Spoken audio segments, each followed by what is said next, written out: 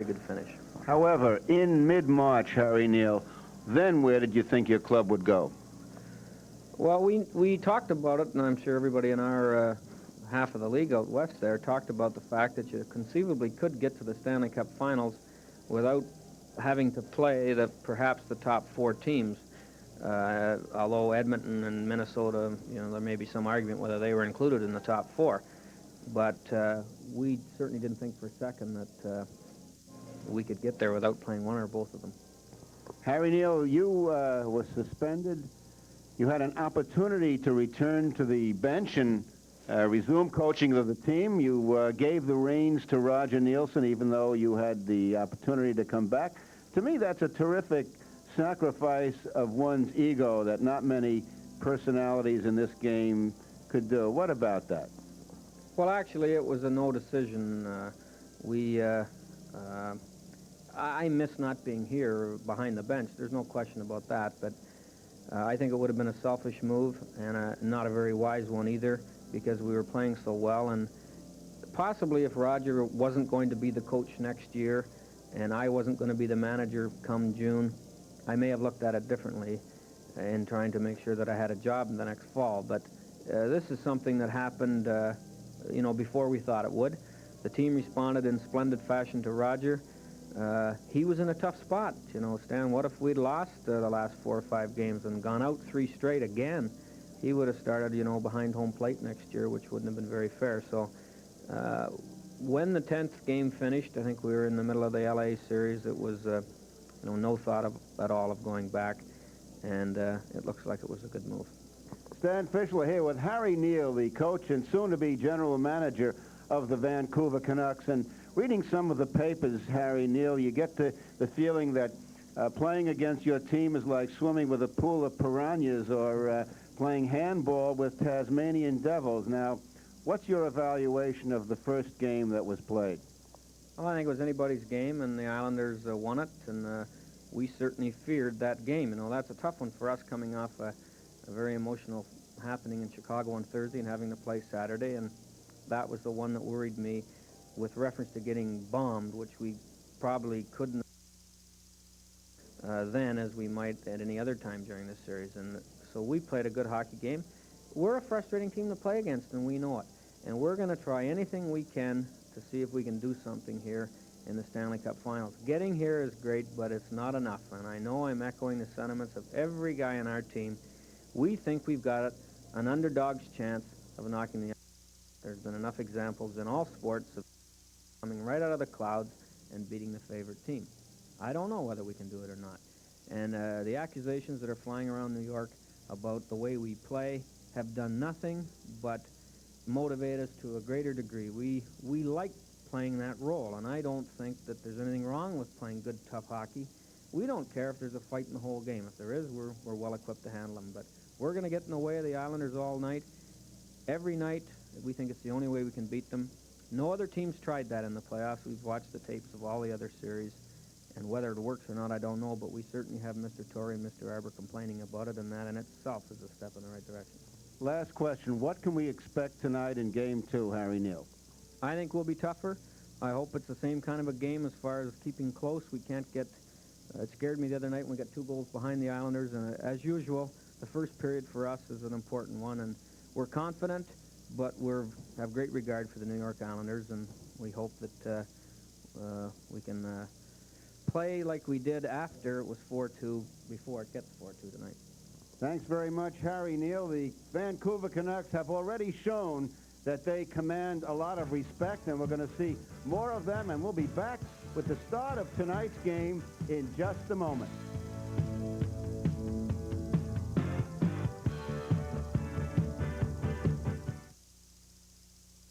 Long Island Trust presents a Long Island portrait.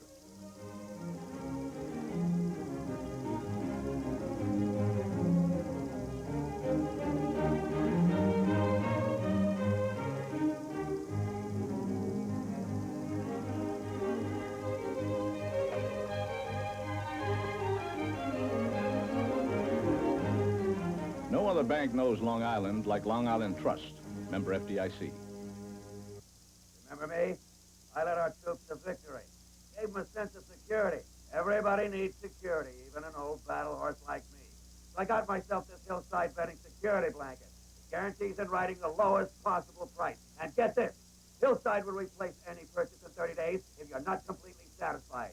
Want to win the battle against inflation? Go to Hillside Betting. It's the best security you can get. Sleep on that.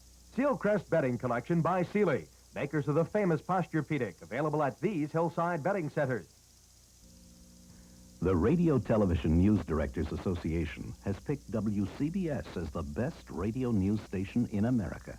It's their equivalent of a Tony, an Emmy, an Oscar. This award says that you get the best at WCBS Radio. News professionals who keep you on top of the news all day, every day. WCBS News Radio, 88 on your AM dial. The best in the business.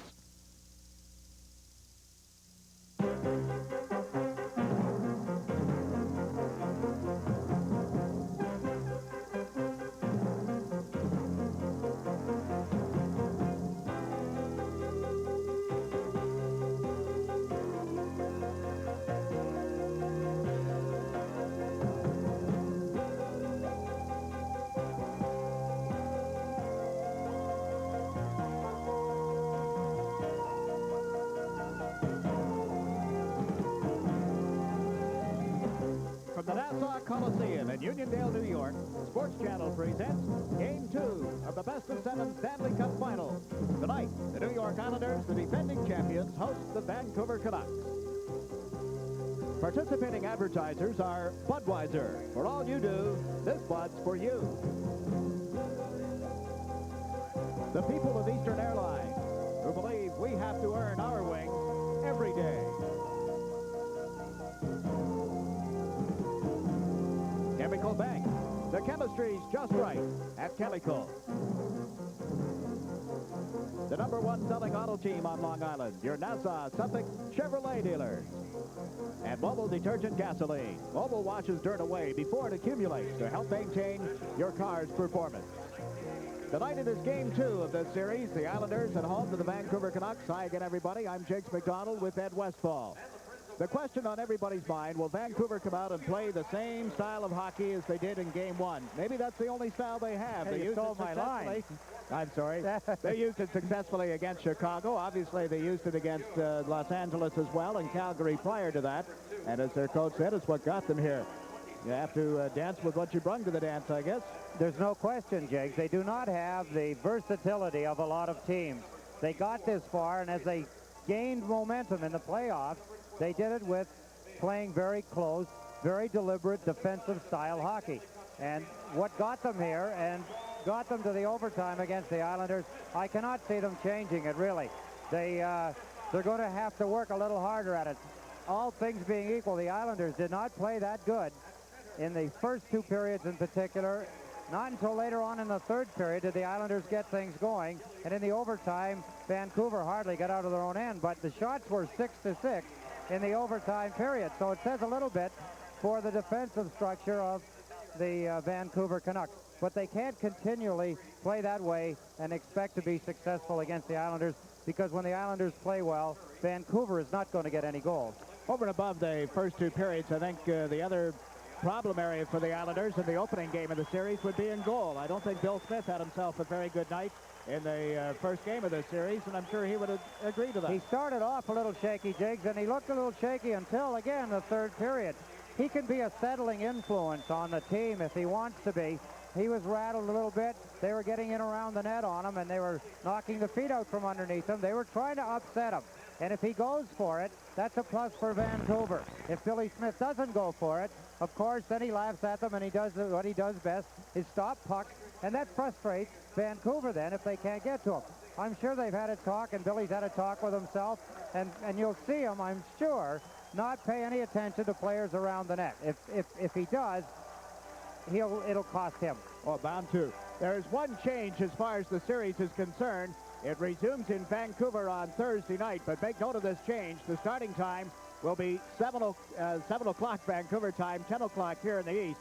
That is a change from the previously announced 7:30 or 10:30, if you will. So it is Thursday night at 10 o'clock Eastern time for Game 3, and then Sunday night Game 4 will be played at 8 o'clock Eastern time at Vancouver's Pacific Coliseum. Teams are out on the ice. We'll be ready for the opening face-off right after this message.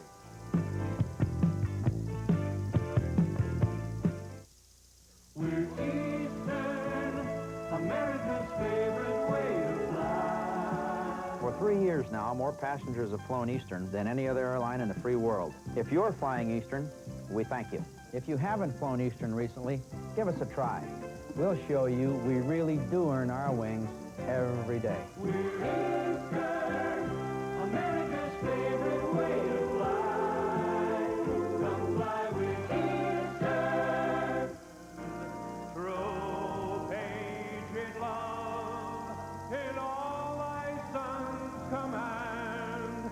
With glowing hearts we see thee rise, the true north strong and free. From far and wide, oh Canada, we stand on guard for thee. God keep our land glorious and free. Oh Canada, we stand on guard for thee. Oh Canada, we stand on guard for thee.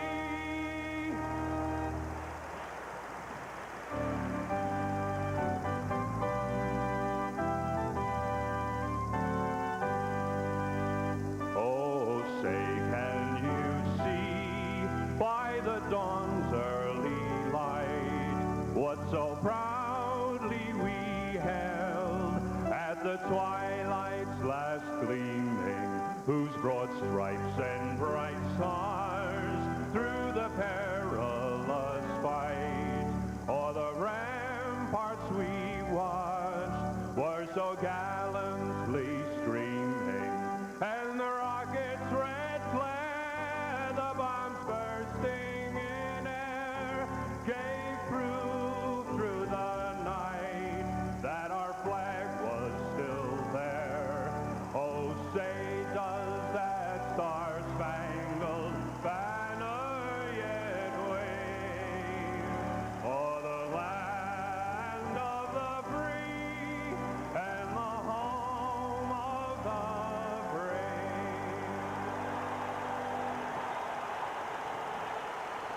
A sellout crowd here at Nassau Coliseum. The fans remain on their feet to once more cheer their New York Islanders as the game now moves to the hands of referee Ron Wicks, joined by linesman John D'Amico and Gerard Gauthier. For the Vancouver Canucks, it'll be Richard Brodeur facing goaltender Bill Smith for the New York Islanders.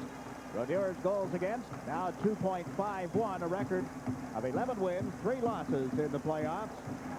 The regular season, he was 3.35 with 20 wins, 18 losses, and 12 ties. And there is Bill Smith, who won 32 in the regular season, making his 13th consecutive start in these playoffs. You saw his lifetime record. His goals against average in this playoff is now 2.68. Ryan Trottier at center ice. Clark Gillies is on left wing. Mike Bossy is on the right wing. Potvin and Morrow on defense. And it's Potvin picking it up at the Islander line. That's Field in forechecking as Potvin gave it to Gillies, then back to the Islander captain. Now to Morrow. To Trottier off the heel of his stick. Gillies picked it up at center ice and dropped it back to Potvin.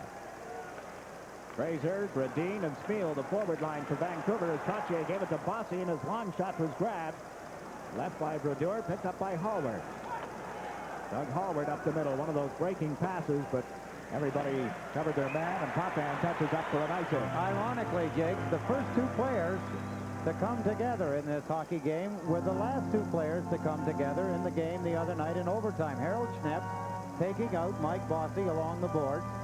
Bossy, as you'll remember, scored the overtime goal on a neat pass from Harold Schnepp.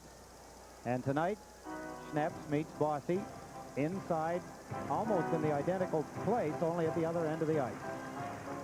And you just had a look at the Vancouver bench and Coach Roger Nielsen.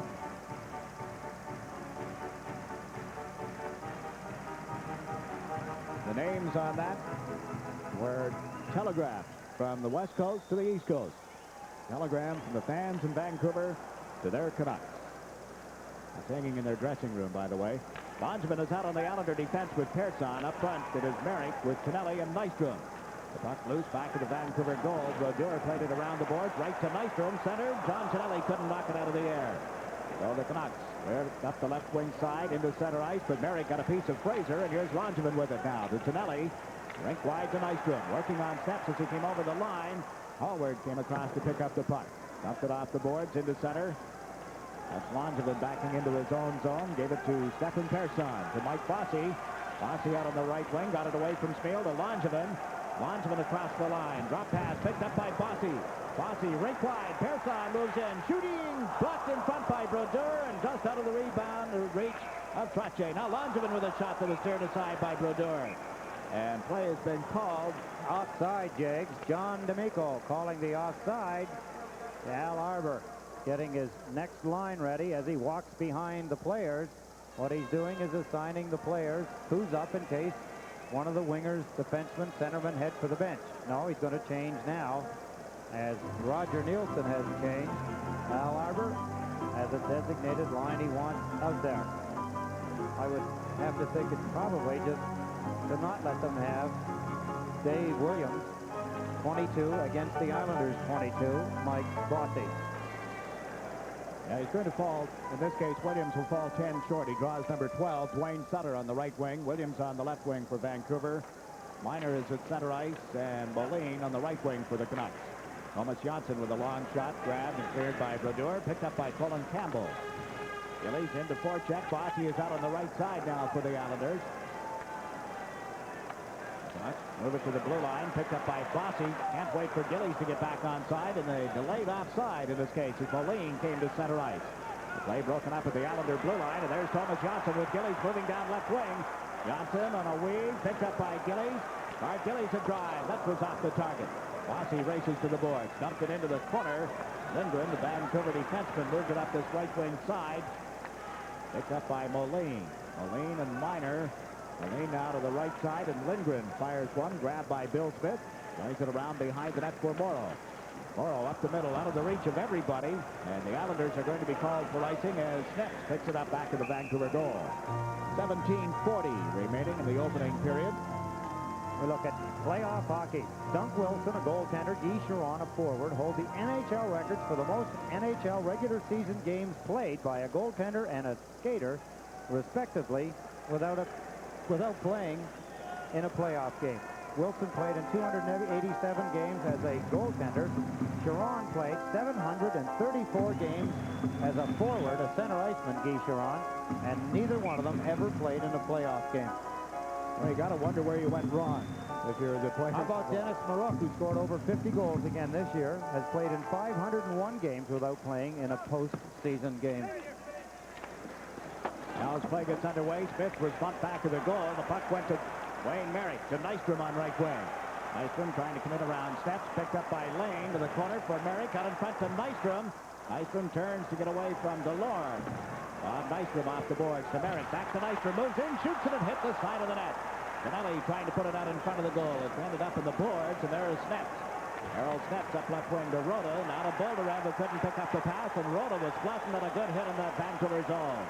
Popham in the meantime dumps it back into his own territory for Lane. Bolderev into forecheck. Ford Lane lugs it up to the blue line. Into center ice. Lane a long shot. Wide of the Canuck goal, and there's Nystrom with it.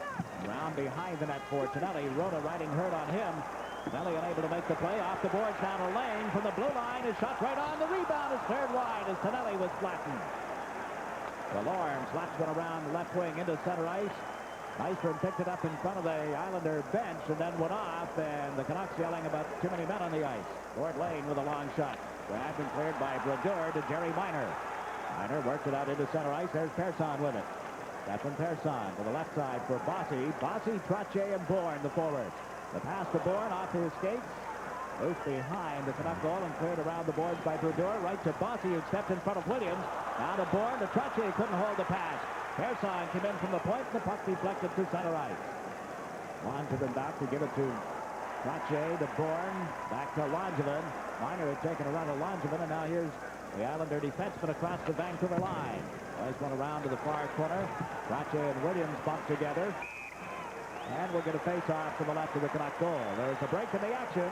The score, the Islanders nothing, the Vancouver Canucks nothing.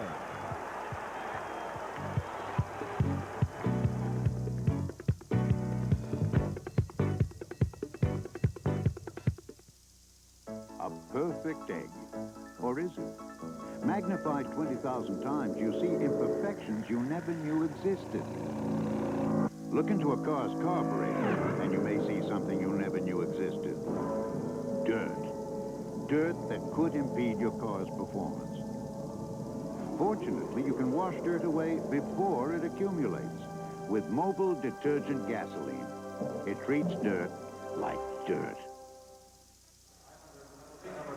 Brian Croce and Dave Williams get roughing penalties. Williams has been after Bossy.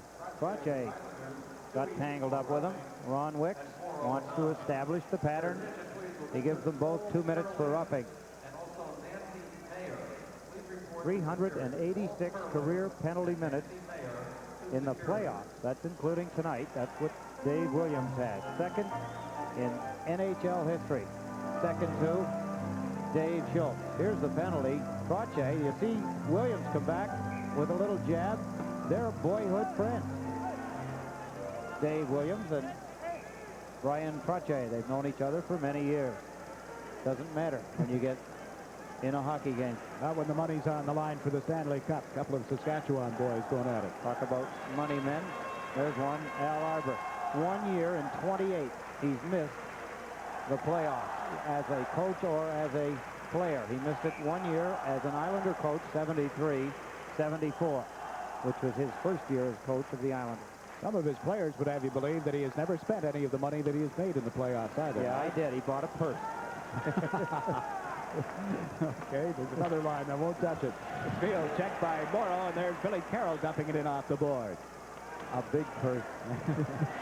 Fowler in for checking. He and Carroll, the Islander forwards, with Johnson and Morrow on the point. Now the Canucks trying to move one into center ice, and Field is checked by Johnson, and that's offside as Fowler has been trapped inside the Vancouver blue line. 15:26 remaining in the opening period. There is no score. Look at Andy Caller. 1 goal, 6 assists so far in the playoffs. Goal scoring has plagued him. He's had some opportunities. We talked one night, Jiggs, about the fact that Caller, when he's on the ice, gets some opportunities. They're just not going in. He seems to make one extra move, then the puck eludes him. The one goal he did score, a beautiful short-handed effort against Quebec Nordiques and Van Bouchard. Now a minute and a half remaining in the penalties. Brodeur using the stick to keep the Islander forwards away from the goal crease area, and Wick said something to him as the play moves into center ice. A pass to Gradine, but it was offside. He put the stick up a little bit. The other end, Bill Smith and Smeal exchanging some words after Smeal has come in late. That'll bring. Let the shot go after the whistle, and Ron Wicks directing some traffic at the side of the Islander net. What Billy Smith is really doing is saying to Richard Brodeur, don't act like a little kid down there. Every time somebody skates near the net, you get your stick up in front of you like they were going to do something. And Billy Smith, what's he do? He does the same thing. He takes a swing at the puck or the stick or the person. It's a threatening gesture. Really has no significance in the hockey game other than a little showmanship. They're going to get a face-off as a result of this in the center ice area, which is an indication that they play must have been all right. And they feel that they erred in calling it because it is right at the center ice face-off spot. And cleared back into the Vancouver zone and picked up by Edelbrink. Edelbrink waits for Smeal to turn in the far corner, didn't give him the puck. And Smeal ran into Bossy, who was parked there waiting. The Canucks trying to come out on the left wing side. Lars Lindgren with it. Dumps it into the corner. Chasing this Bossy. Levine put it out in front. Back to Lindgren at the blue line. Lindgren with a shot. Smith the save. He'll hold on, and Gord Lane will draw a penalty as he chops the feet out from under Gradine at the side of the Islander net. Well, Lane goes to the box. Vancouver with their first power play chance coming up. A break in the action. The score tied. Islanders nothing. The Canucks nothing.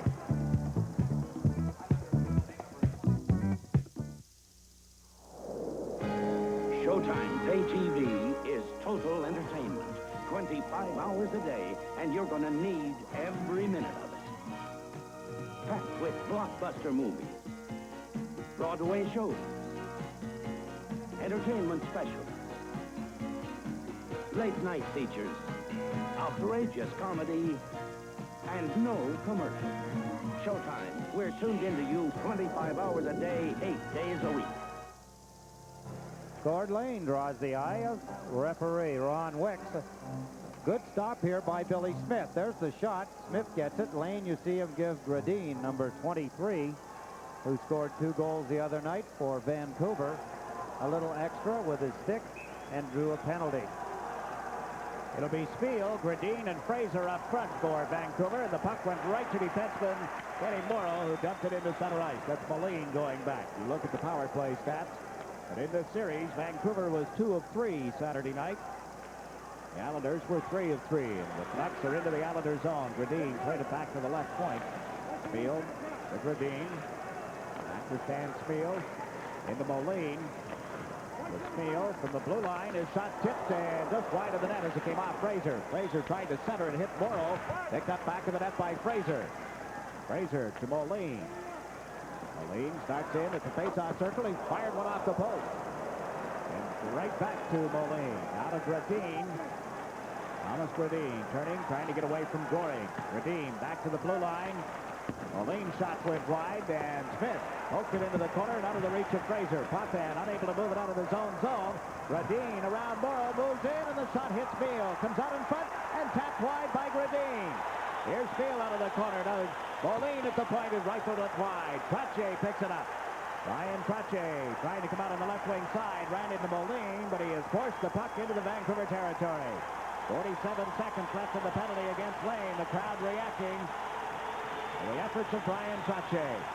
P.J. McDonald in the Vancouver lineup tonight. Checked as he came to the Islander line, and the puck dumped down the ice. That's Caller chasing it. And a pedal break, but over to cover up is Bolderev. Bolderev. At his own blue line, up the middle to center ice, over the Islander line. Bolderev unable to slip around Persson. Now here's McDonald. To Bolderev, back to the blue line. Edelbrink with a shot. Blocked in front as it hit Langevin.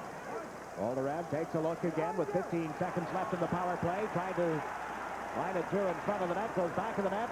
Line it from this side, and that was broken up. Rhoda to Bolderev. Bolderev to Rhoda. Back of the net he goes. McDonald in front. They couldn't get the puck to him. Edelbrink over to Hallward, and his shot went wide. Lane is back on as the puck ends up at the side of the Islander goal and controlled by goaltender Bill Smith. Well, the Islanders kill off the penalty against Lane with 12:42 left in this opening period. Vancouver not getting a good shot away. They couldn't get a shot directly at Billy Smith. You can see the elation on Al Arbor's face. And one pretty good chance. It hit the post. Moline, I think it was, from the right point. It was Moline. There you see it off the goal post. That was the only good opportunity that Vancouver had. It still does not go. Look at the play here. Morrow guesses, but guessed wrong, and that pass was a wasted pass. It was kind of a flip.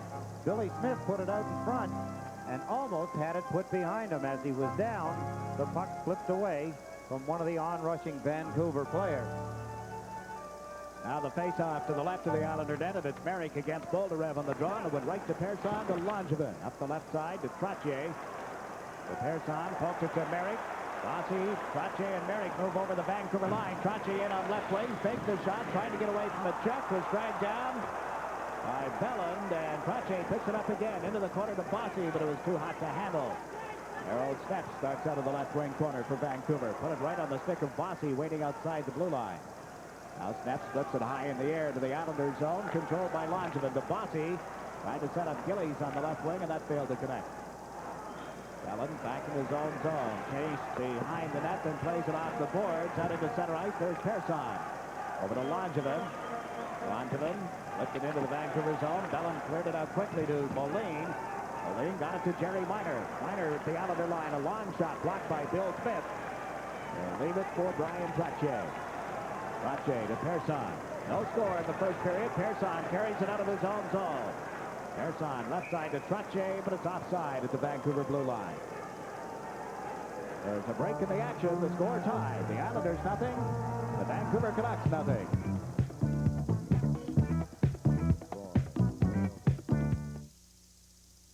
Women all over the country country are singing a new tune. Hold that tiger, hold that tiger. Presenting the Tigra, a knit shirt that'll bring out 11:38 remaining in the first period. No score. Williams and Crotche get together again just prior to the stoppage of play. Merrick, Nystrom, and Tonelli, the forwards. Nystrom played it in off the boards. Merrick unable to get around Snets. Errol Snets and is feeded to Delorme on the right side. Now he gets a stick on it. It was bumped by Potvin. The puck loose at center. Bolderev poked it in around Lane, and Smith comes sprawling out to cover up on it. 11:20 left in this opening period. On Friday evening, June 11th, undefeated champion Larry Holmes will battle undefeated challenger Long Island's own Jerry Cooney for the heavyweight championship of the world. Promises to be a classic matchup, and the fight can be seen at the Nassau Coliseum via closed-circuit TV in a spectacular two-screen setup. All seats are $30 and available at the Coliseum box office and Ticketron outlets. Tickets available for groups by calling 794-9300. That's area code 516. For further information, 794-9100. Again, the 516 area code. Bill Smith just made a save off Campbell with a long shot, and Potvin is being penalized. Roto taken down to the side of the Jake, it's going to be Billy Smith, a hooking penalty, I believe, or tripping, one or the other. A tripping penalty is going to go, I believe. Oh, it's Dennis Potvin. Yeah. If we get a look at it. A break in the action. We'll be right back. There's no score.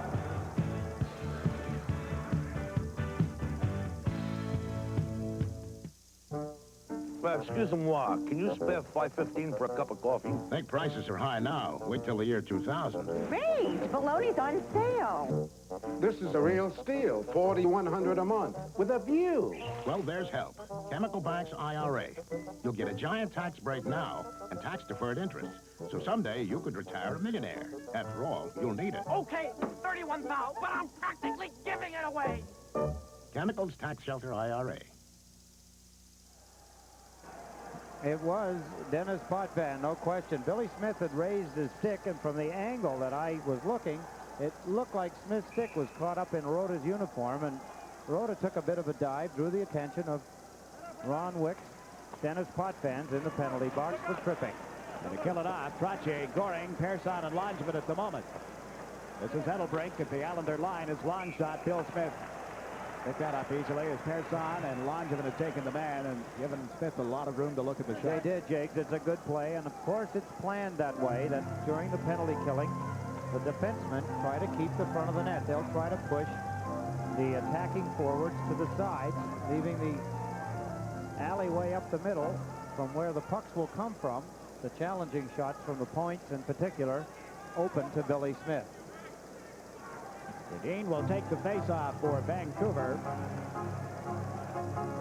As Fraser and Smeal as the other forwards. Edelbrink out on defense, along with Doug Hallward.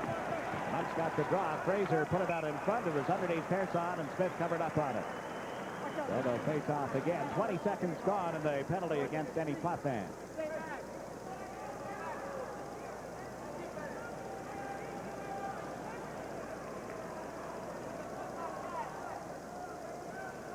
Stepan Persson blocks the shot from the side. He doesn't see it. Smith does, and smartly stops the play. Now Persson slaps it out of his own zone off Trottier and down into the Vancouver territory. Trottier is replaced by Billy Carroll. Goring is the other forward.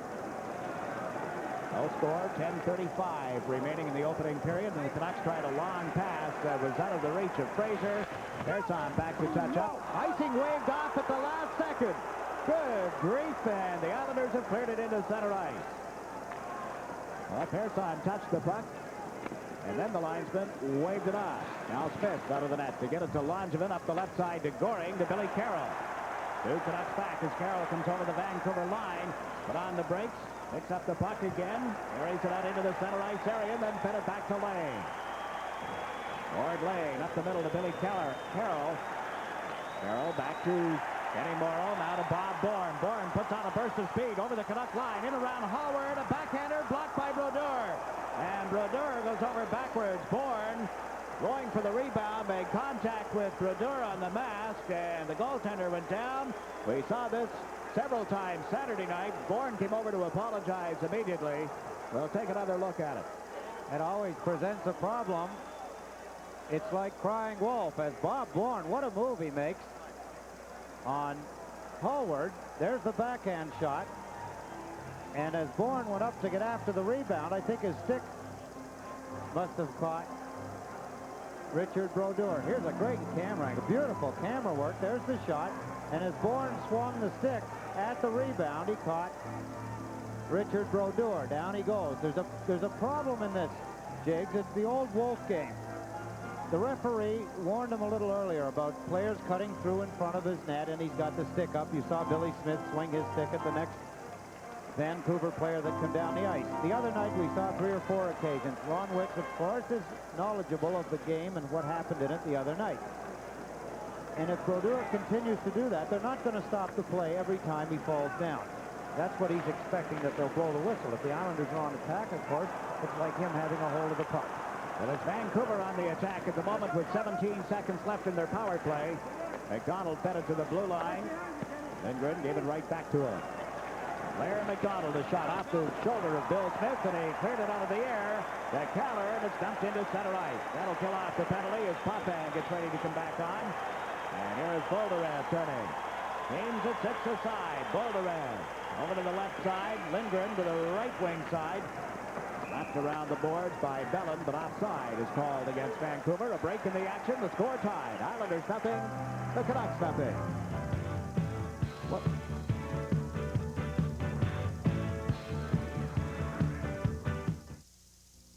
Battle presents Dennis Potvin, the man, the image.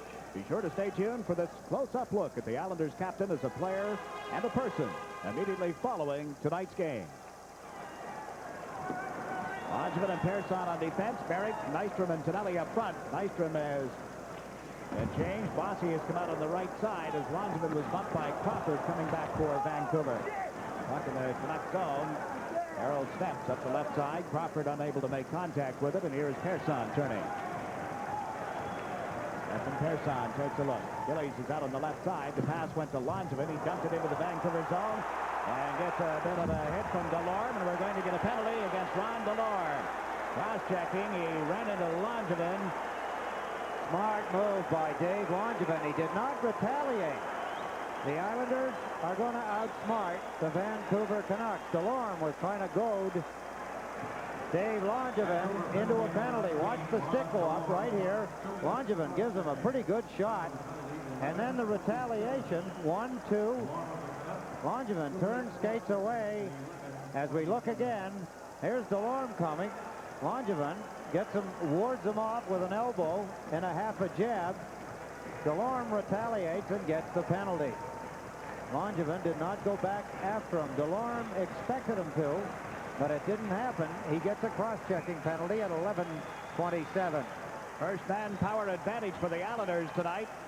They were 3 of 3 with their power play in game 1. It is Trottier, Bossy, and Gillies, Potvin, and Johnson on the points. Face off to the right of the Vancouver goaltender, and Trottier got it back to Potvin. Into the corner to Bossy. Bossy back to Potvin. Potvin shot hit Williams and is cleared out into center ice. That was Minor, not Williams. How could I get those two mixed up? They're both left-hand shots. Minor skated through the goal crease and slapped at the stick of Bill Smith. Here comes Potvin with the puck. Potvin dumps it into the Vancouver zone. That's Bossy going in after it. He and Steps bump together on the boards. Bossy got the puck away from the big defenseman. Back to Johnson. Johnson from the blue line, a wobbler, and that was deflected wide. Bossy takes a look. Gillies in front of the net. The puck went to Johnson instead, over to Potvin. And he has to come in off the boards. Minor tying him up there, and then Minor is knocked down. It's cleared right back to Potvin. Potvin checked with the board. Bossy picks it up. Over to Thomas Johnson. Johnson a slap shot. Brodeur the save, and the rebound is cleared outside the blue line.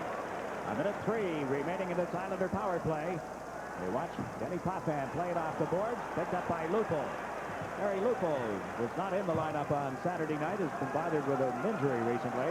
Now Bourne at the Islander blue line gave the puck to Persson. Persson Sent Bourne over the line around Lindgren, but then was hauled down, and there'll be another Vancouver penalty. As Bourne went to cut in, he was grabbed, and we get a hooking penalty against the Canucks with 42 seconds left in the penalty against DeLorme. The Islanders will get a two-man advantage. There's a break in the action. The score tied. The Islanders nothing, the Canucks nothing.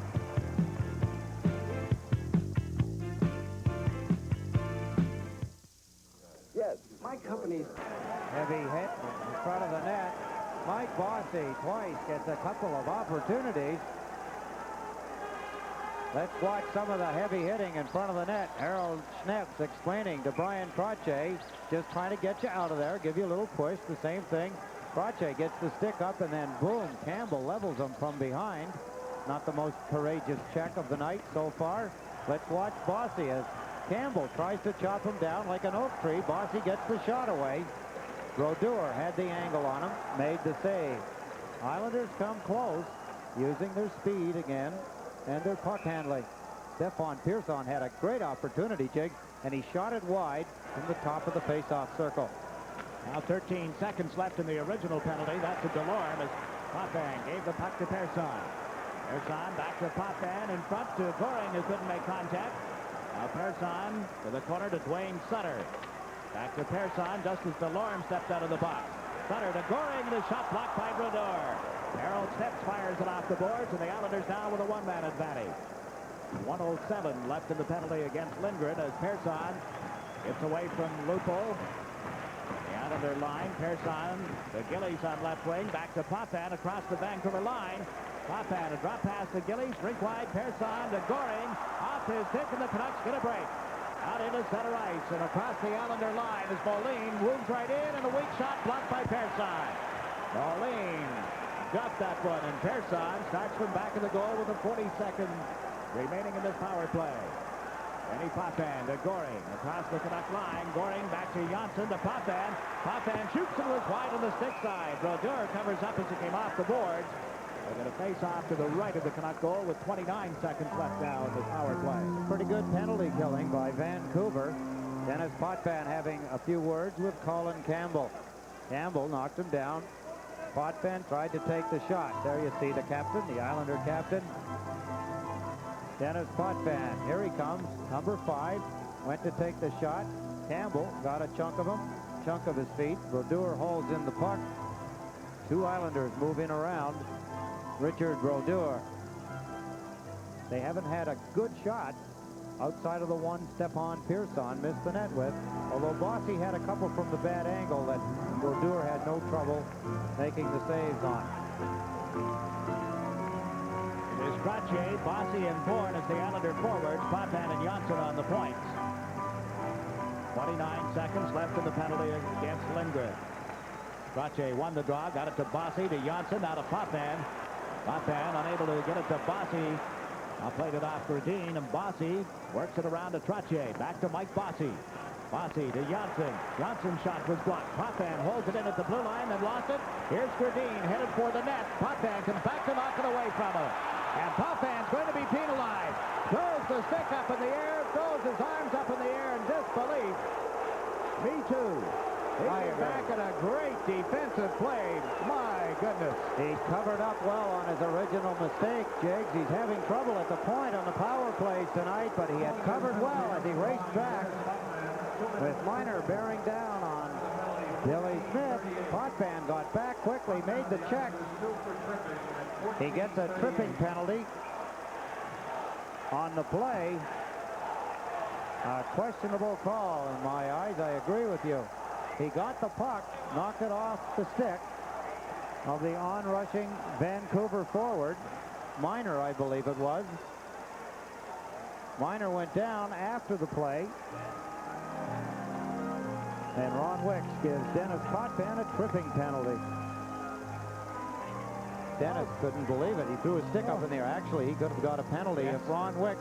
Let's take a look as we watch. Is that Lupo or Miner? I think it's Moline. Well, I was close. It's a Vancouver Canuck. There's Dennis Potvin throwing his stick. That's actually a penalty also. It could be called as abuse of the official or a 10-minute misconduct. But it was not seen. Ron Wicks was on his way to the penalty box. where he should be for that call. The puck cleared outside the Islander line following the draw, and here's Moline backing up. And now Lindgren is back on, so the Canucks with a man advantage, 6 against 5. They start out of their own zone and have iced the puck. They may not call it, however. Yes, they will. A question arises, Jakes, with the fact that he gave a penalty to Dennis Potvin. The player was on his way to the net. He had somewhat of a clear path. If he's going to call a penalty on him, maybe he should have considered a penalty shot. Dennis reached out from behind and pulled the puck away from him and got the penalty. I'm not going to walk into this hornet's nest with you. No way. I don't blame you. 5 minutes, 5 seconds remaining in the opening period. There is no score. Butch Goring, Billy Carroll, the forwards for the Islanders, and it's Lane and Morrow on defense. Third power play chance of the period for the Vancouver Canucks. Islanders have had a pair. But the game is scoreless as the Canucks start out of their own territories. Neal, Fraser, and Gradin, the forwards, moved in after a loose puck. Lane with it back of the net, pulled it away from Gradin, then shot it away from Fraser, was grabbed and spun around by Fraser. Mr. Wicks had a good look at it, but no whistle. Now Gradin plays it in on the left side. Fraser chased to the corner by Morrow. Fraser centered. That's cleared by Billy Carroll. Spiel gets it back to the blue line. Let's play it to this near side. Gradin pulled it away from Billy Carroll. Centers. Spiel's shot was blocked by Morrow, and Goring starts up. Goring to Carroll. Couldn't get a stick on it at center ice. That's Moline back on the left side. Across the Islander line. Moline chased wide, put it out in front, out of the reach of everybody. Bellin comes in from the blue line and stolen by Bourne. 2-on-1 with Carroll. Here's Bourne across the line, moving in. Bob Bourne to Carroll, shoots, he scores! Billy Carroll. There was a delayed penalty call coming. Lane had been pulled down behind the play, but the Islanders have scored a shorthanded goal. Billy Carroll. We talked about him on the pregame show tonight. Bourne set him up beautifully, 18. Bourne having trouble getting a hold of the puck, but finally you saw Lane go down in the bottom of your screen. Bourne to Carroll, and he put it in the open side. Pretty goal. Nice move by Bourne. Let's watch again as Bourne gives it to Carroll. Brodeur is away wide. He thought Bourne was going to hang on to the puck and make a play, but not to be. He made the play to Billy Carroll, and Carroll, his second shorthanded goal of the playoffs, has given the Islanders a big 1-0 lead. Still 40 seconds remaining in the Potvin penalty. That goal, of course, nullifies the Vancouver penalty that would have been called had the puck not gone into the net. So it is 1-0 Islanders. 25 seconds left in the power play as Boldarev starts out for the Vancouver Canucks.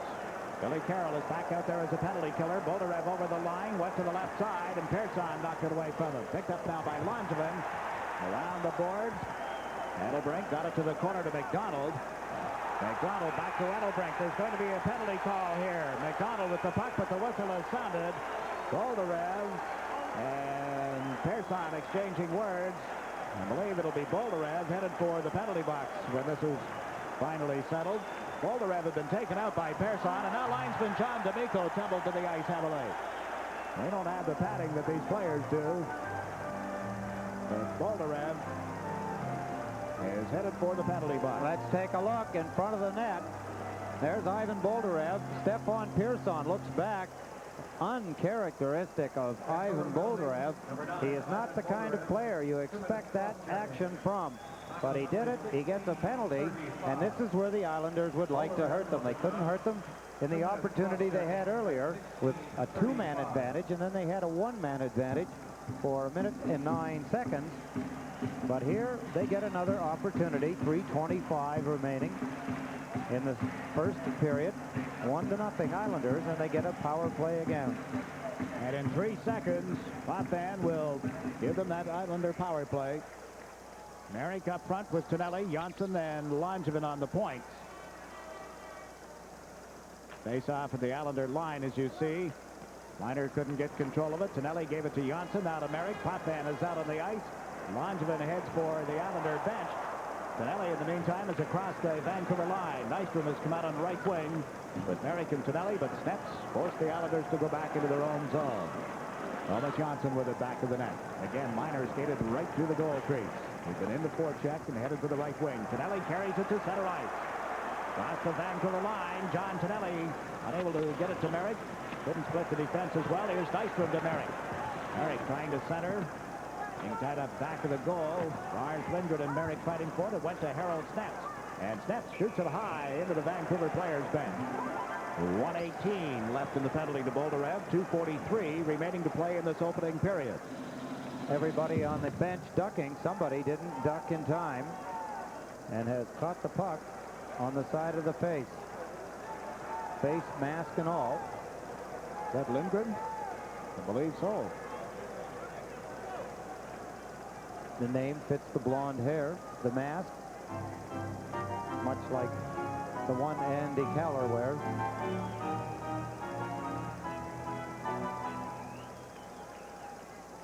No, it's not Lindgren. Lindgren is out on defense. It might be Thomas Gradine. It might be any one of the other Vancouver Canucks for that matter. But Lindgren, he doesn't wear the mask anyway now that you look closely on your screen. The Islanders have 1 minute and 18 seconds on the power play. Merrick gets this draw back to Persson. Stefan Persson lets the shot go. When bouncing off Miner, came right back as Potvin cleared it to Persson. Rink wide, that's John Tonelli. Tonelli being watched by Miner, gave it to Potvin. He shoots, tipped wide. Merrick with the rebound. Wayne Merrick in the corner, back to Persson. The Potvin lets another one go right on the rebound. Oh, what a save by Brodeur off Nystrom on the rebound, and the play called as the puck was smothered in the goal crease. Good shot by Captain Dennis Potvin. Right on the net, and Brodeur called upon to make the save. Let's take a look at the shot by Dennis Potvin. Rebound Nystrom, but the puck was bouncing. And Nystrom with Lindgren and Schneps all over him. There's the shot. Some more fine camera work from behind the net. As you see, Richard Brodeur kicking away at the puck. Nystrom gets knocked in on top of him. Now Trottier, Gillies, and Bossy, the Islander forwards.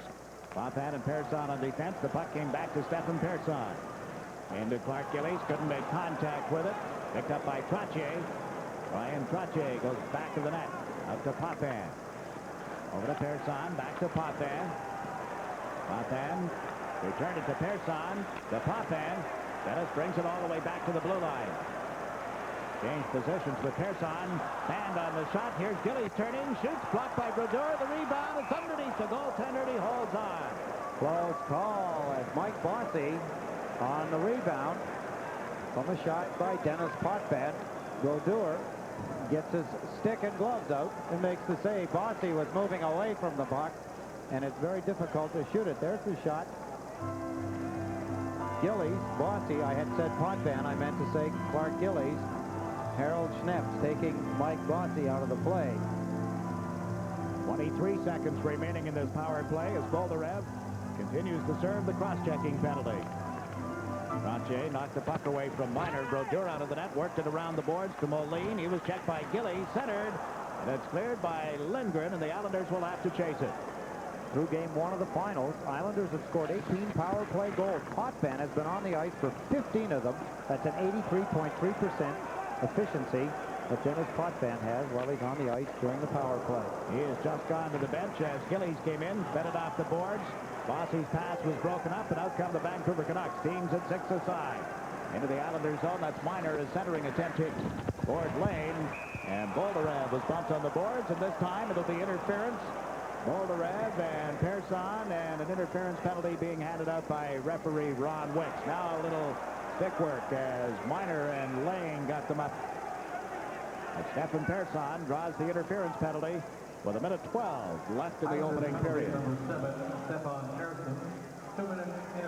We were talking about the power play. Stefan Persson, the other side of the point position on the Islander power play.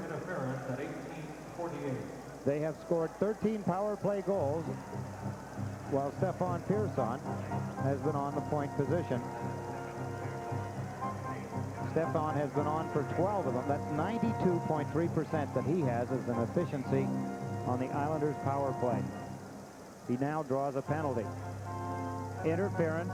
Let's take a look. See if we can spot the interference. There you see him tying up Ivan Boldarev. Boldarev does not have and has not touched the puck, and that is interference. Well, it was Boldarev who had cross-checked Persson back at 16:35 and just out of the penalty box, and he draws Persson into this interference call. So Trottier takes the face-off for the Islanders. He and Bourne are the forwards. Lane and Morrow on defense. The puck came back to Edelbrecht. Around the boards, but picked up by Lane. Gordy Lane had trouble moving it out. Now got it to Trottier. To Bob Bourne. Bourne at center ice. Pass to the left. Knocked off his stick at the Vancouver line. Bourne picked it up and was dragged down by Fraser. And there goes the Vancouver power play. Bert Fraser on a piece of Bourne. Ron Wicks calling them. Calling all the stick work. Let's watch Bob Bourne as he comes off the boards. There's the stick of Fraser on Bourne. Bourne going down, Fraser going off. So that nullifies the penalty to Stefan Persson. Bad move by Kurt Fraser. 19:05, the time of the penalty. Billy Carroll and Anders Kaller, the forwards. Lane and Morrow, the Islander defense, as we watch Spiel back to Snaps. Snaps to the Islander line, comes in over the line. Was Jet. Spiel picked it up. Spiel centers one. A backhander. Smith the save, and he holds on. Howard had come in from the blue line, and now we get a pile up at the side of the Islander goal. Now we're back to the same stuff that we saw Saturday night. After the whistle, push, shove, picks up, jostling, a lot of conversation. All makes for a long night. A fine save by Billy Smith, Jiggs. A backhand shot by off the backhand. It was Hallward, I believe, that made the shot. Smith made a good close-in save. Here's the pass. Hallward comes in from his defense position. There's the backhand. Good stop. Smith hangs on the puck. Smeal takes a whack at the puck Smith has a hold of, and then Gord Lane knocks Smeal over top of Billy Smith, and that's where we get all the pushing and shoving. A 1-0 Islander lead on a shorthanded goal by Billy Carroll at 15:55 with this opening period. Referee Ron Wicks talking to Islander captain Denny Potvin and to Spiel, who is the Vancouver captain. You just had a good look at Harold Schnetz. He was plus 22 in the 81-82 regular season, best on the Vancouver Canucks. Now Trottier has slapped the puck down into the Vancouver zone. Yeah, but the Canucks people tell you that it was only a so-so year for him, that he has really come on in the playoffs. Not a bad year for a defenseman on a team that didn't do 500. Now Gradine into the Islander zone. Potvin got a piece of him. Smith cleared it, done out. Here's Snaps giving it to Hallward. Doug Hallward comes in from the point. A backhander went wide. Morrow tied up Gradine. The puck loose back of the Islander goal and controlled by Trottier. Brian Trottier around to Denny Potvin. Potvin dumps it out into center ice, and that'll do it for the opening period as Snaps backs up to the blue line. The horn sounds, and at the end of one, a short-handed goal as the Islanders on top of the Vancouver Canucks by a score of 1-0. We'll be back with a recap following this message.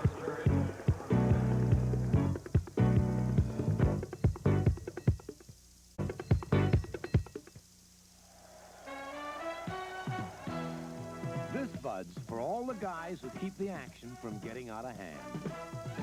This Bud's for you, for all you do. The king of beers is coming through. Yeah, just for you, that distinctively clean, crisp taste that says Budweiser. For all you do. This Bud's for you. Of the dozens of airlines in this country, one airline, for the third year in a row, has carried more passengers than any other in the entire free world. That airline is Eastern. If you help make us America's favorite airline, we thank you. If you haven't flown Eastern recently, give us a try. We'll show you that we really do earn our wings every day.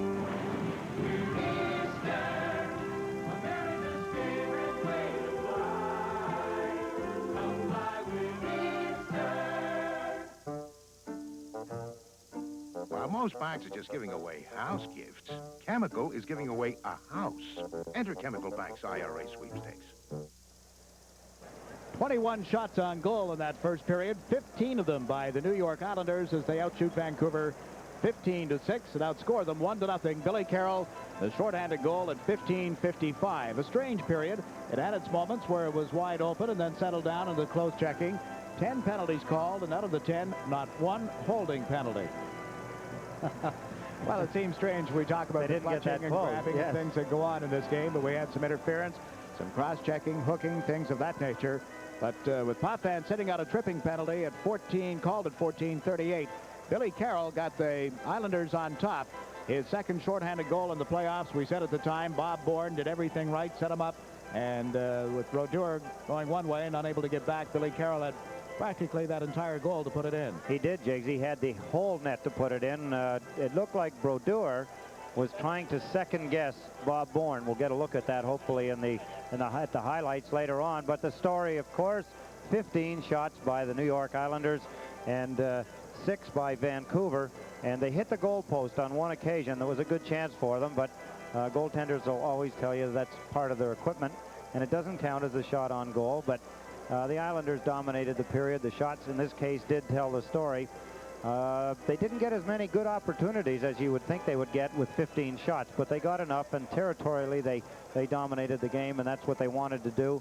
And I think some of the weaknesses of Vancouver will start to show as they have early in the game. You'll see them more prevalent as the game goes on. One major difference in that first period was the fact that the power play was not as successful for either team tonight.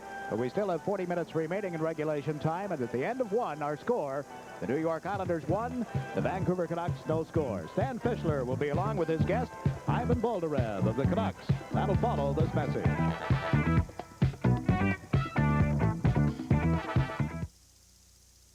What makes NEWFM different?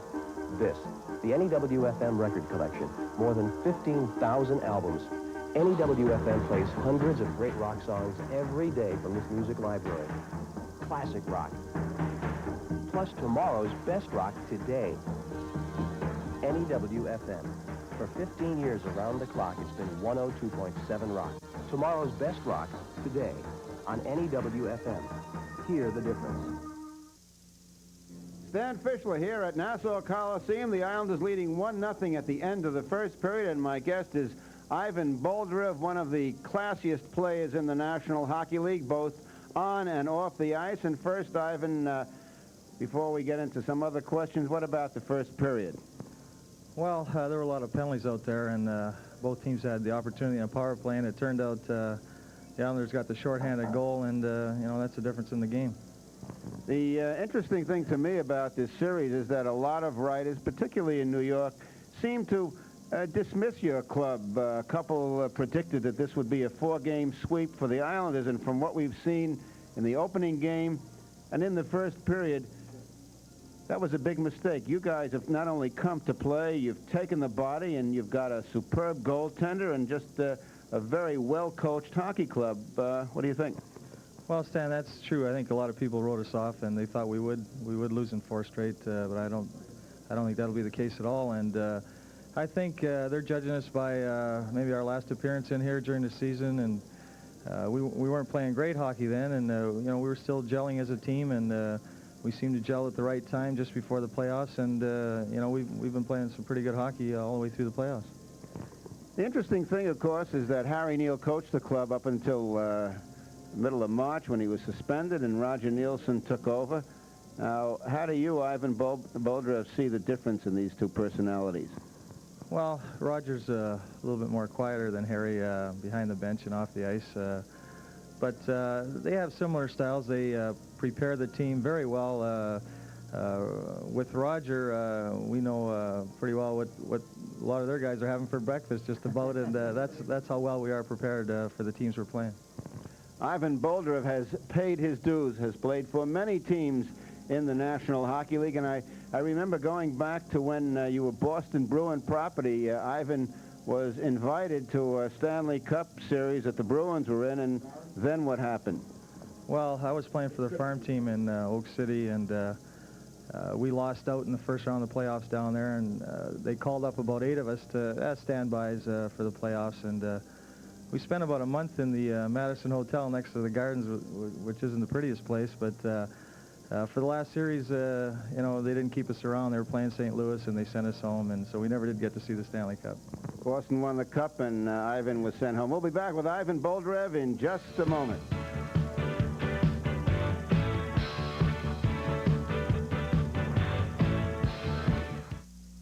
In Atlantic City, there are 8 hotel casinos. And then there's the Golden Nugget.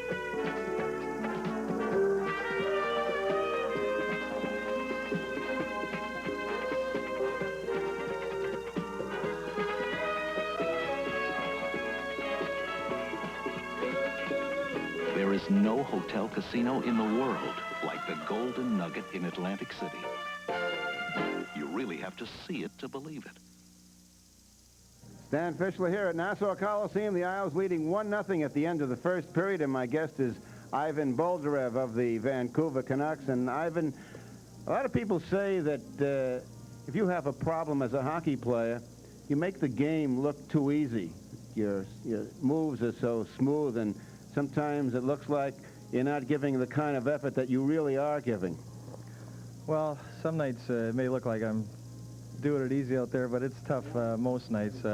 But I've been, you know, I've had the knock that looks like I'm not trying some games, but, you know, you go to the rink with the same idea of playing the best you can each night, and, you know, the people watching, some nights they're satisfied, some nights they're not, and, you know, I just come to the rink every night prepared the same way and try to go the best I can.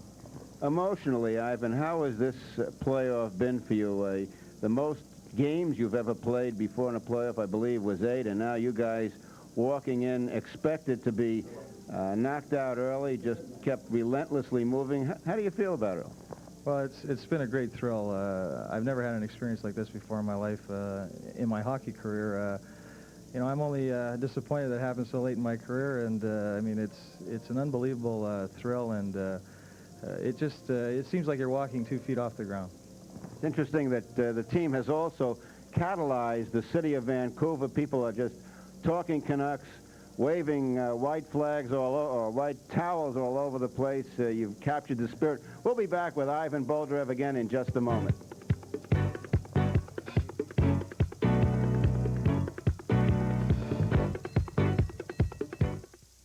Yes, my company's operating balances don't earn a dime. What can the Bank of New York do for me? Manage your money so it makes you money with new Check Invest. I can't tie up operating funds. No problem. Check Invest links a regular business checking account to a money market fund. So I earn money market interest? Automatically every day. My bank doesn't have anything like Check Invest. Does yours? Check Invest, the first business checking plan that manages your money so it makes you money. Only at the Bank of New York. Stan Fischler here at Nassau Coliseum. 1-0, the Islanders over the Canucks at the end of the first period. My guest, Ivan Boldarev of the Vancouver Canucks. And in case you missed it, during the Chicago series, Coach Roger Nielsen of the Canucks waved a white towel, and that caused a big brouhaha, and then everybody in Vancouver began waving white towels. And just tell me about the transformation of Vancouver fans from when you knew them as a Blackhawk to what's happened now. Well, even during this season, you know, the games, they're very reserved. They'd sit there and they'd applaud a good play, and of course they'd boo the bad ones, but they were relatively quiet. And I mean, they've really come alive in the playoffs. They're standing and singing and cheering, and of course with the white towels, everybody's got white towels at the games now ever since Roger waved it in Chicago, and it's just been great there. What interests me about this Vancouver team is the tremendous confidence right up and down the line. On Saturday, we were talking to some of your teammates, Ivan, and they said that, well, if they'd won the opening game, they thought that they could just sweep the series in Vancouver. But it's amazing that I find that the Vancouver club is not really in awe of the Islanders. What about that? No, you're absolutely right, Stan. We're each series we've won, we've become more confident, and you know, Rogers got us thinking positive about everything, and after that first game, we definitely feel we can beat them. Forget about picking a winner. How long does Ivan Boldarev think this series is going to go? Well, I think the longer it goes, it'll be in our favor. Why? Well, the way we play, the tight hockey, and the you know, we like to take the body a lot, and I think it wears down an opponent. I think the most amazing thing about the club is the emergence of your goaltender, Richard Brodeur, who is just playing fabulous hockey. Now, has he always been this good? He's played great all year. It's you know, I think we're 5th in the league with goals against, and you know, he was a major part of that. And I think he's playing a little bit better, if that's possible, in the playoffs. But he's been great all year. And Harold Snep's, despite the faux pas on Saturday, has been a tower of strength. We've been saying he's playing more like a Larry Robinson, a Denny Potvin. Right, absolutely. Harold's been playing great hockey, and you know, he's been our best defenseman all through the series. What turned it around for him? I don't know. He's been rooming with me this year, so maybe that has something to do with it. I really don't know. Ivan Boulder, thanks very much for coming. We'll be back with Eddie Westfall and highlights of the first period in just a moment.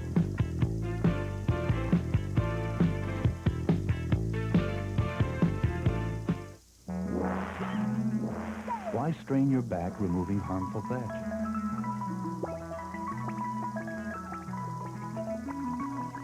The inexpensive Thatcherizer can loosen thatch, and your snapper mower can bag it in one easy step. Thatcherizers fit snapper self-propelled walk mowers and riders. Get a Thatcherizer, only at a Snapper dealer. Some of our guests receive dinner for two at Off-Broadway Company. The Off-Broadway Company at 141 West 69th Street in New York City features the heftiest ribs in town, served in a relaxed Western atmosphere.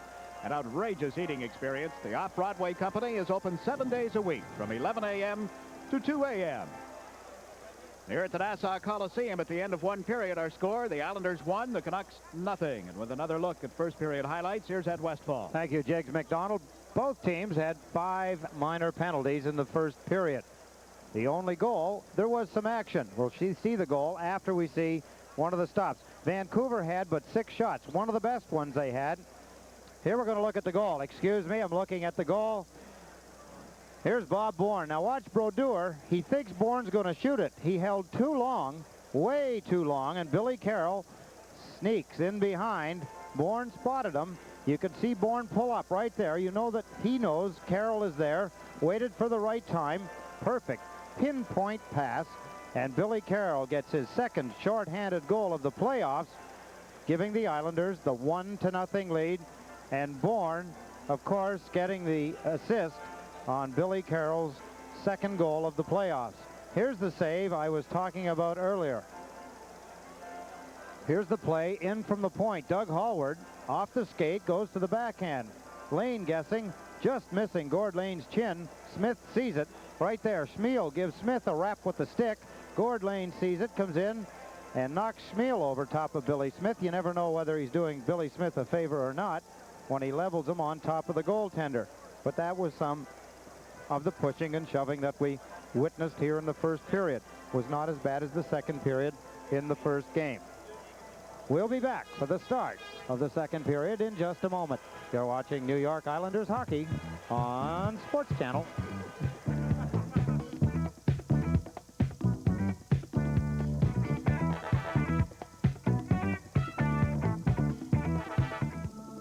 This is the world as you know it. But let's move 10,000 times closer. Move 10,000 times closer into a car's carburetor and you may find dirt. Dirt that could impede your car's performance. Fortunately, you can wash dirt away before it accumulates with mobile detergent gasoline. It treats dirt like dirt. Hot stream. Chevy's coming at you on a hot stream. Have we got a Chevy for you? A sizzling new 1982 Chevy Citation, America's best-selling front-wheel drive car. Citation, it's compact on the outside and seats 5 on the inside. Get a hot deal on great wheels. A new Citation today at your Nassau Suffolk Chevy dealer. Hot stream.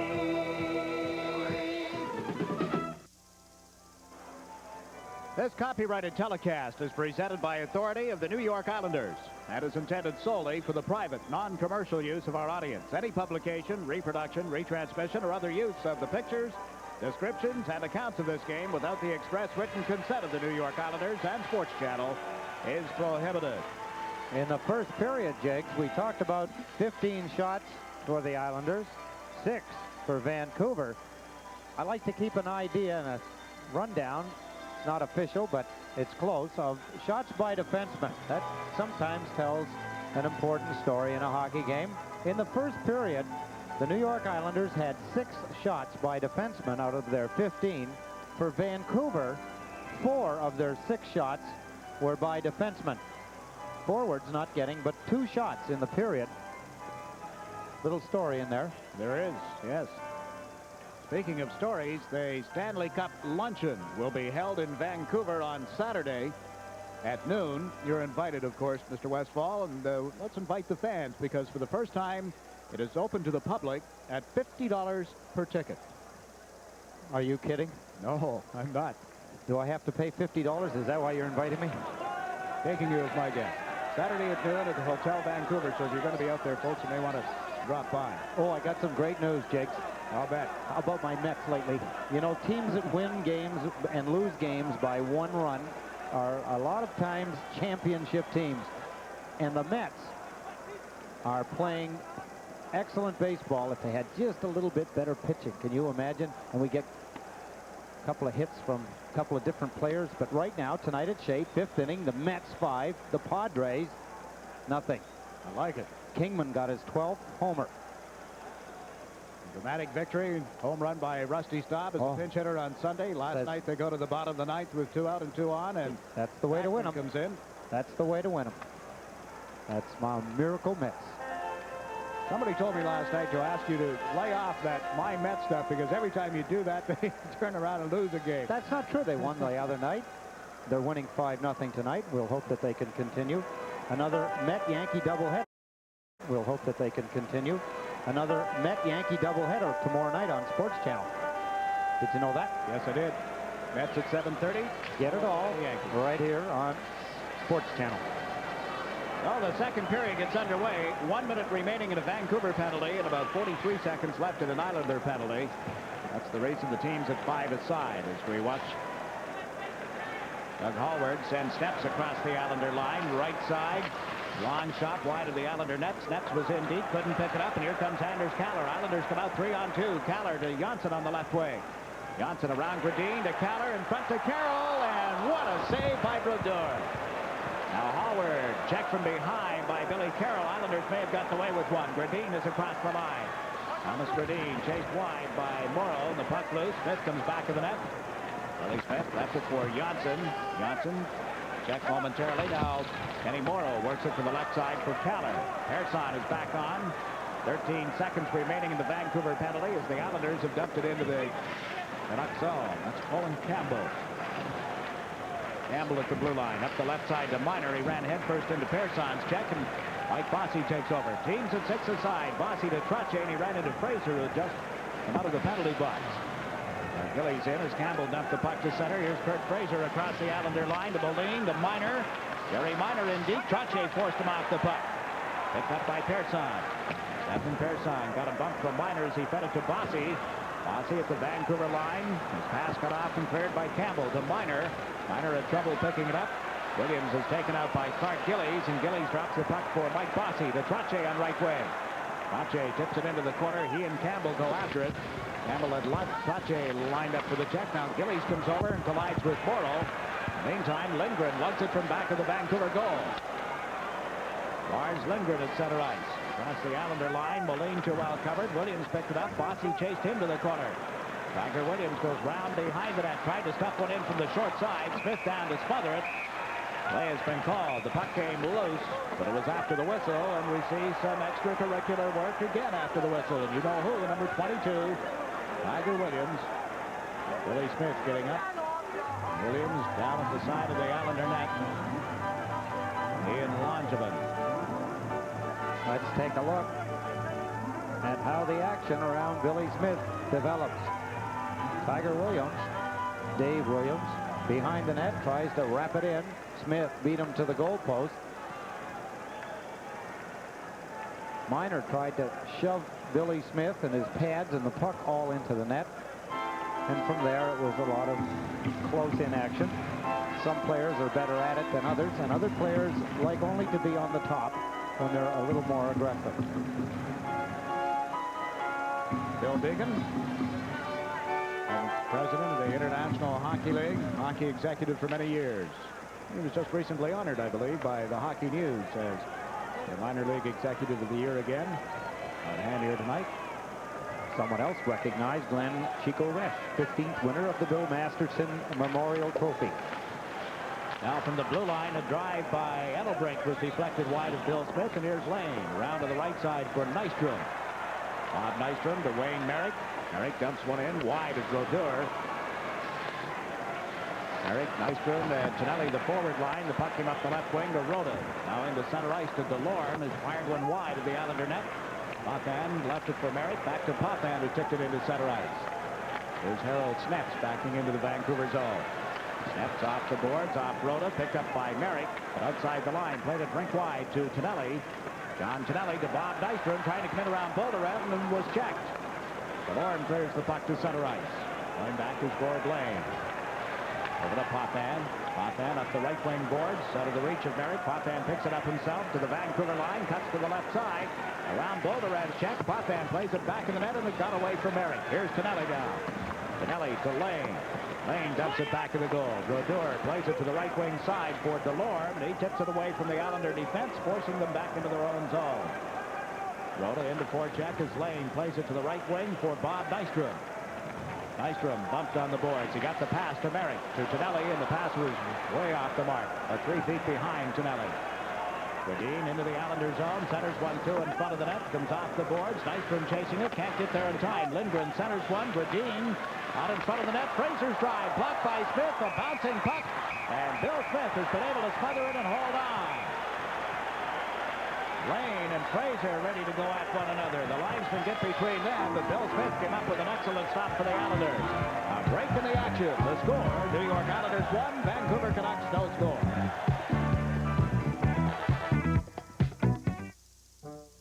Going with off Doug Hallward, picked up by Trottier.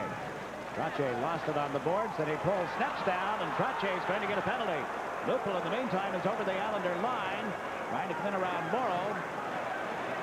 Get the goaltender off for an extra man. Langevin just blocked the shot from Hallward, and it comes back to the far side. Bolderev centered to the corner. Harry Lupul picks it up. Morrow rides him into the boards. Now here's Tiger Williams. Williams trying to center the puck. Tied up on the play by Morrow, and as Trottier controls it, we get a whistle, and Brian Trottier will go out for hooking. A break in the action. The score, the New York Islanders 1, the Vancouver Canucks no score.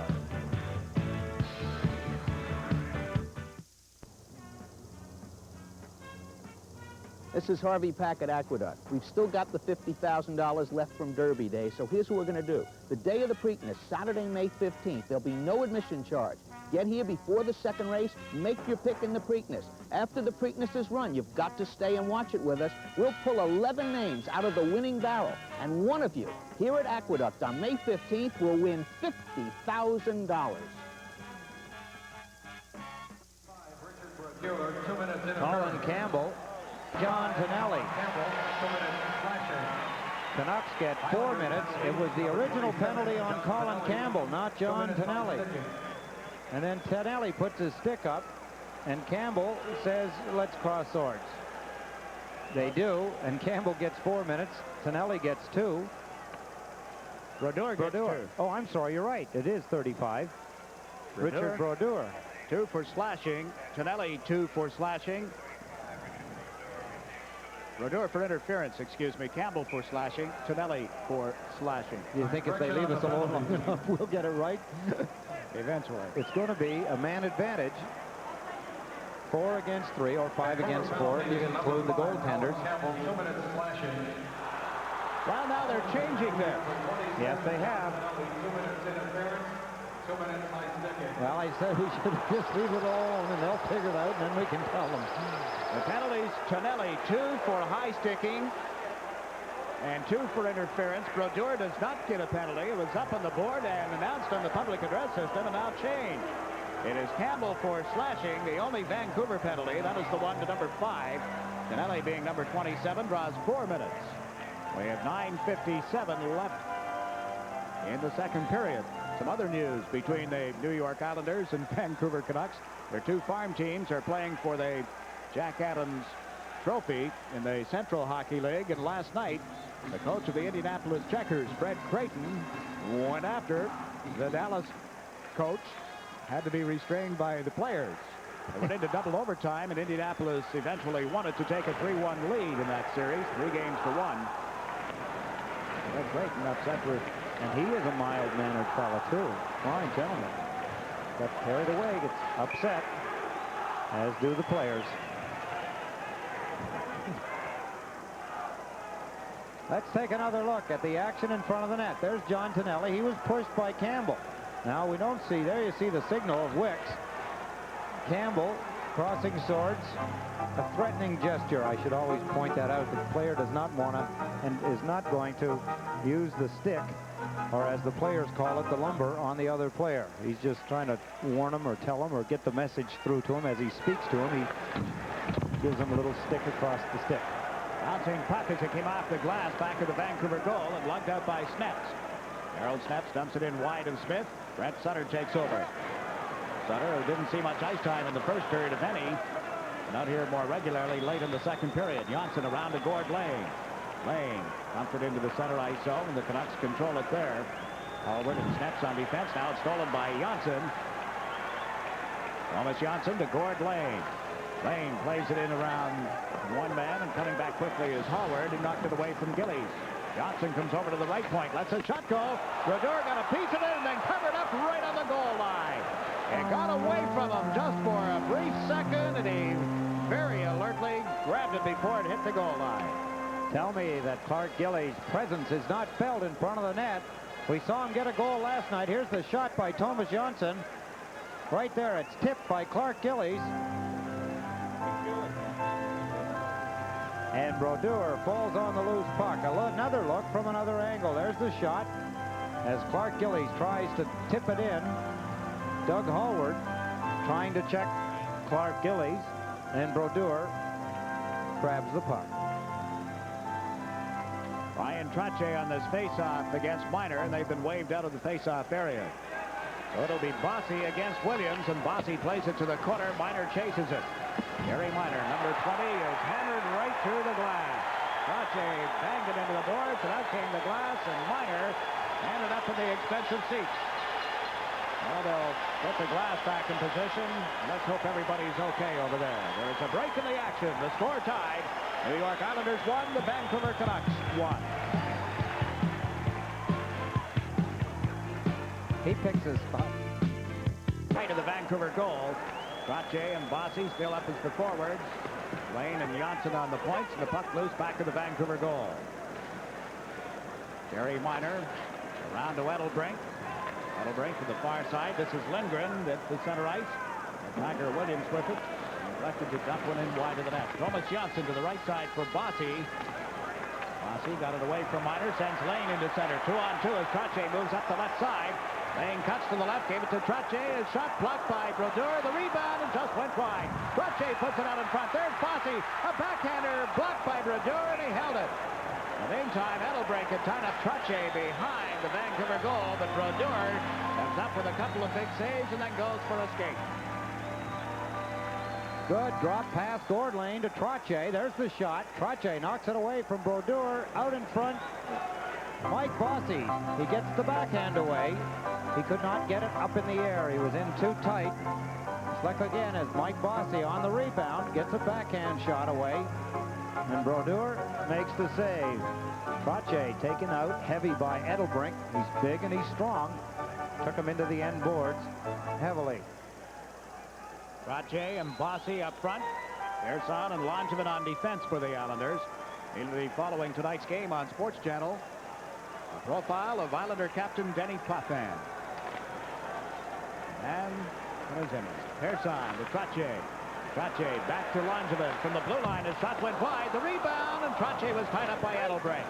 Dug loose off the boards comes Bossy.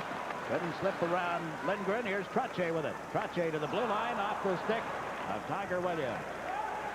On this left side. Puck came off the boards. Lindgren to the Islander line. To Williams. Williams to Campbell. To Williams, who unable to break in. And Edelbrink covers up back inside the Vancouver line. Give it to Bolderev with 1:45 left in this penalty against Kennelly. Advantage 5 aside, but now the second penalty against Kennelly being served, and Bolderev cuts in neatly. Trying to slip it through to McDonald. Back of the net to Rhoda, and that's broken up. Fair side, gave it to Billy Carroll. Carroll sends Goring down the left side, across the Vancouver line against Edelbrink, and then shot it wide. Carroll comes over to check Rhoda. Hallward in the meantime plays it around behind the net to Edelbrink. Billy Carroll being replaced by Caller as the Canucks send Rhoda into center ice. Rhoda shoots it around the boards to the far side. Anders Caller let it go to Bourne to the line, but it hit Moline. Then hit Caller in turn.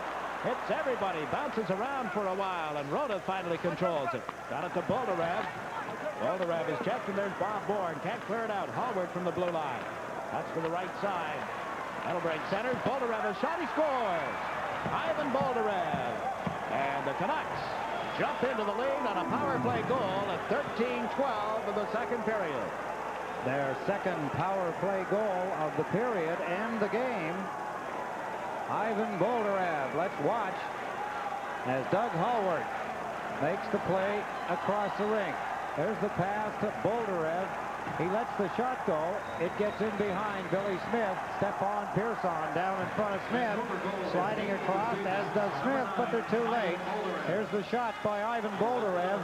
It goes in under the left arm of Billy Smith. 2-1 now for Vancouver. Hallward and Moline got assists on that goal at 13-12. After leading 1-0, the Islanders fall behind 2-1 on a pair of power play goals by the Canucks. And Bolderev got Rhoda clear in front, but he couldn't get a stick on the pass. There to the line, then knocked down by DeLorme, brought out by Morrow. Kenny Morrow at center ice over the Vancouver line, checked by Harold Snepps. And the puck is cleared to Rhoda. He's got a break. Here's Rhoda coming in on goal. A drive off Bill Smith's stick. Ellen plays it around behind the net. Picking it up is Merrick. He's tied up immediately by DeLorme. DeLorme put it out in front. Gary Minor with a shot up in the air and grabbed by Smith and then cleared to the line. Snepps knocked it down. Here's Potvin. Kenny Potvin clears it out across the blue line up in the air, and Bellin covers up at the Vancouver line. Little less than 6 minutes to play in the second period. Morrow chased into his own zone by Williams. Tiger Williams being tied up on the boards. Over comes Nystrom now, and we'll get a face-off inside the Islanders zone. A break in the action. The score, Vancouver Canucks 2, New York Islanders 1.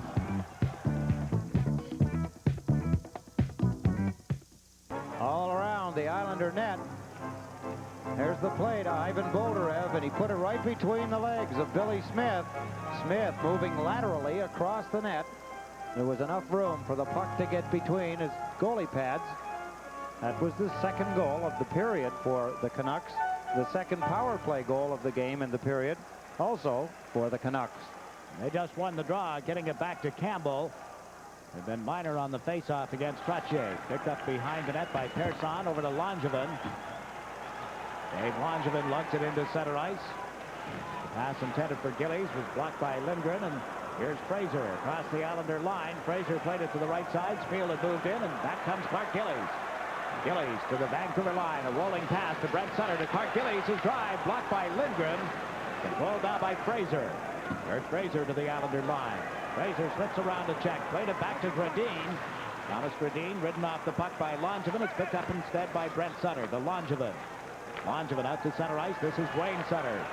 Fires it wide of Brodeur. Gillies in after it. Again, he and Lindgren go to the board. Brodeur knocked it loose. Centered by Wayne Sutter, but nobody there for the New York Islanders. And we watch Kurt Fraser come to center. Over the Islander line. Dropped it to Spiel. Center. Smith blocked it. The rebound. And Gradine couldn't pull the trigger. Brent Sutter gets it to Bourne. Bob Bourne back to Langevin. Langevin around behind his own goal to Stephen Pearson. 4.5 minutes to play in the second period. Islanders trail 2-1. Brent Sutter fired one in, steered aside by Brodeur. Bourne with a shot. Brodeur made the save. Started out after it, but it was picked up instead by Thomas Gradine. Gradine away from Trottier over the Islander line. Gradine, the Fraser, and it was stolen by Potvin. Kenny Potvin now to Bourne on the left side. Bob Bourne into the Vancouver zone, being chased by Hallward. The puck loose back of the net. Fossey comes in. Snepps was there to knock it loose. Now Trottier in the near corner. Trottier Waited for the man to come in on top of him. It was Gradine, and Trottier is still being tied up, and then he gets a bump by Fraser, and they pile up on the boards, and will get a charging penalty, I believe. Fraser came in late, and it appears that Kurt Fraser will go to the penalty box. A break in the action. 3:57 left in the second period. The score, Vancouver 2, New York Islanders 1.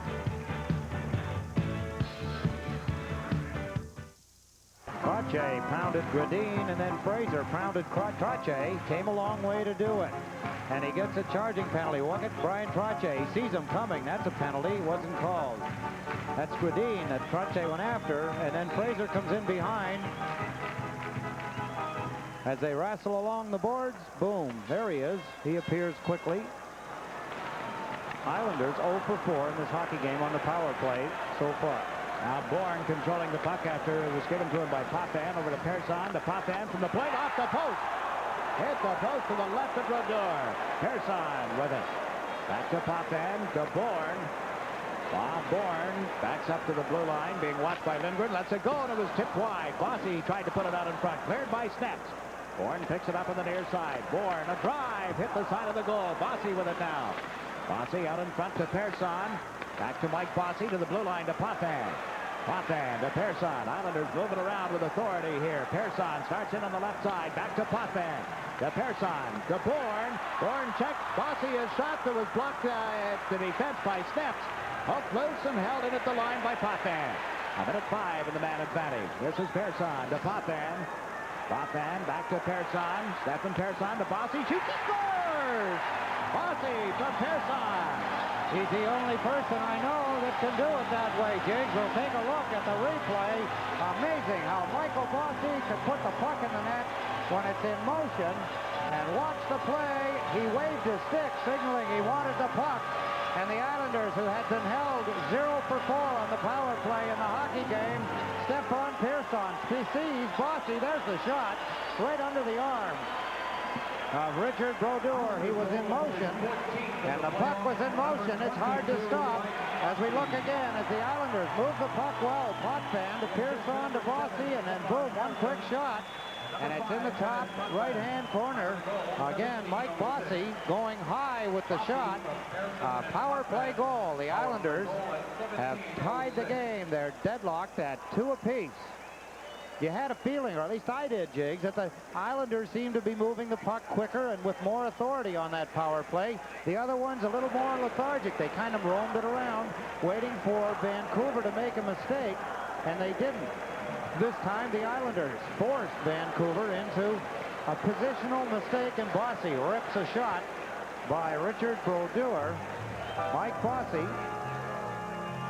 that's his 14th goal of the playoffs, his 4th power play goal from Persson and Potvin at 17:06.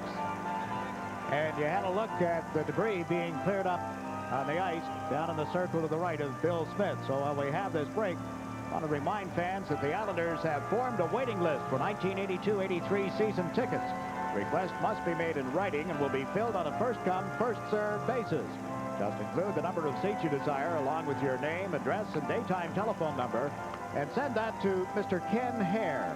H-A-R-E is the spelling of Hare. The address, New York Islanders, Nassau Coliseum, Uniondale, New York. Zip code is 11553. We'll be contacted over the summer about ticket availability. We ask you to also inquire about special group sales plan, but it's most important that you include, along with your name and address, a daytime telephone number, and send all of that to Ken Hare, New York Islanders, Nassau Coliseum, Uniondale, New York, 11553.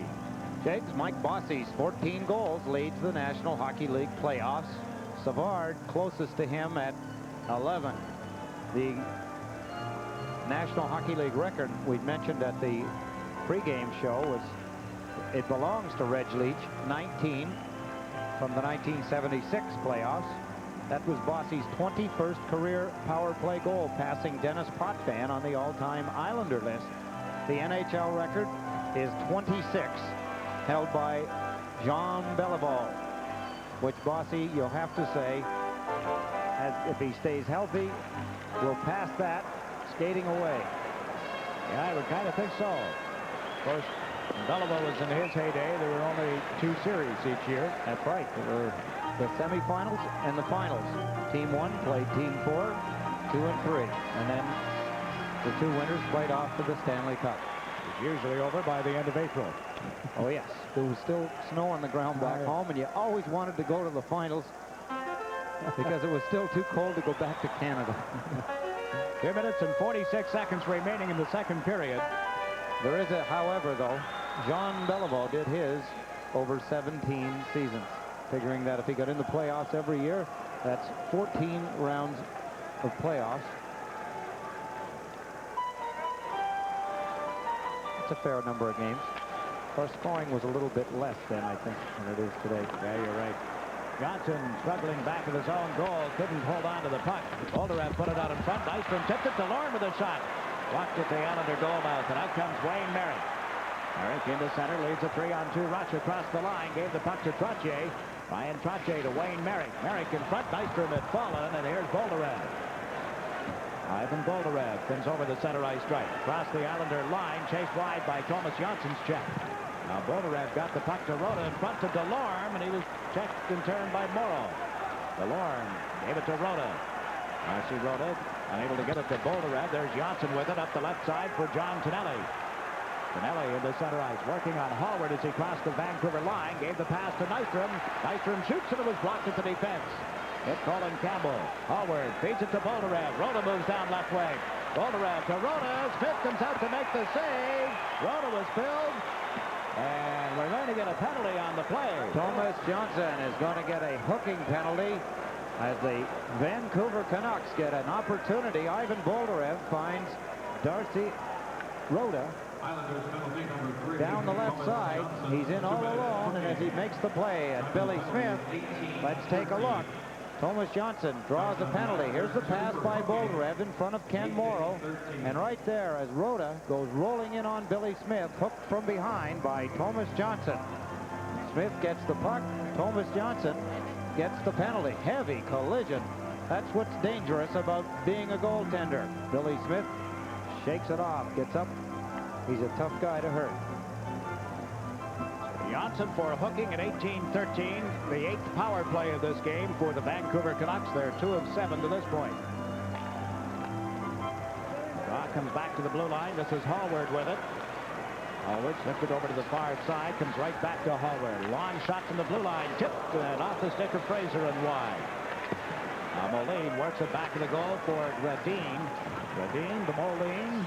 Moline to Hallward. Hallward to Moline on the right side. Moline centers, and Goring came back to chip it away. Neat defensive play by Goring. Hallward trying to come in around Goring on the far side of the ice. Gave it to Moline. Moline shot through a screen. Knocked down. Rolling puck. It's underneath Lane.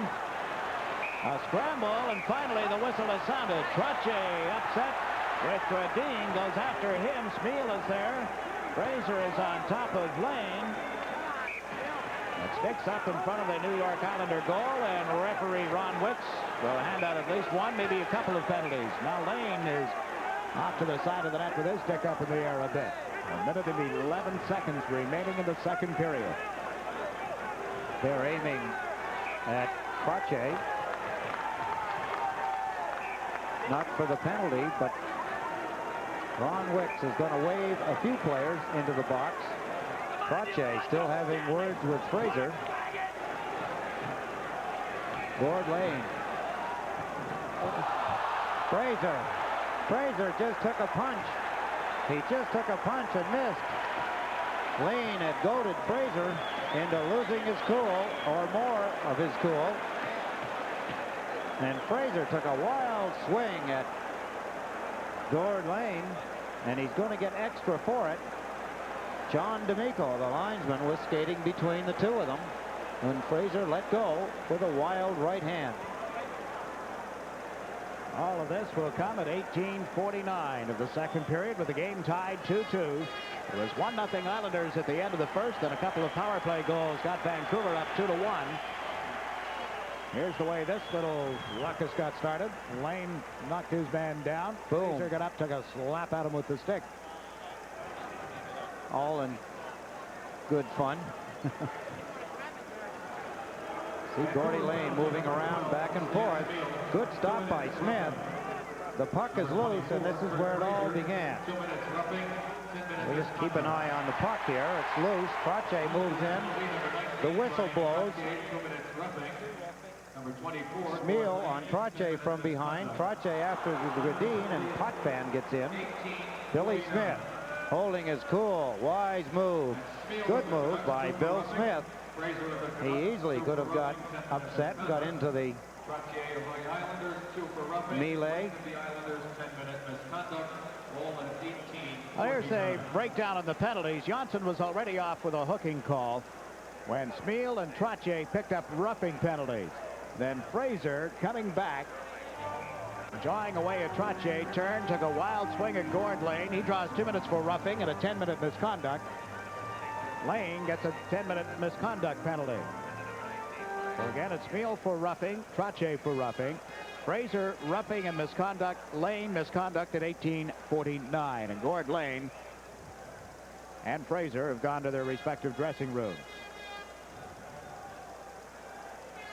A minute 24 left in Johnson's penalty. The score tied at 2.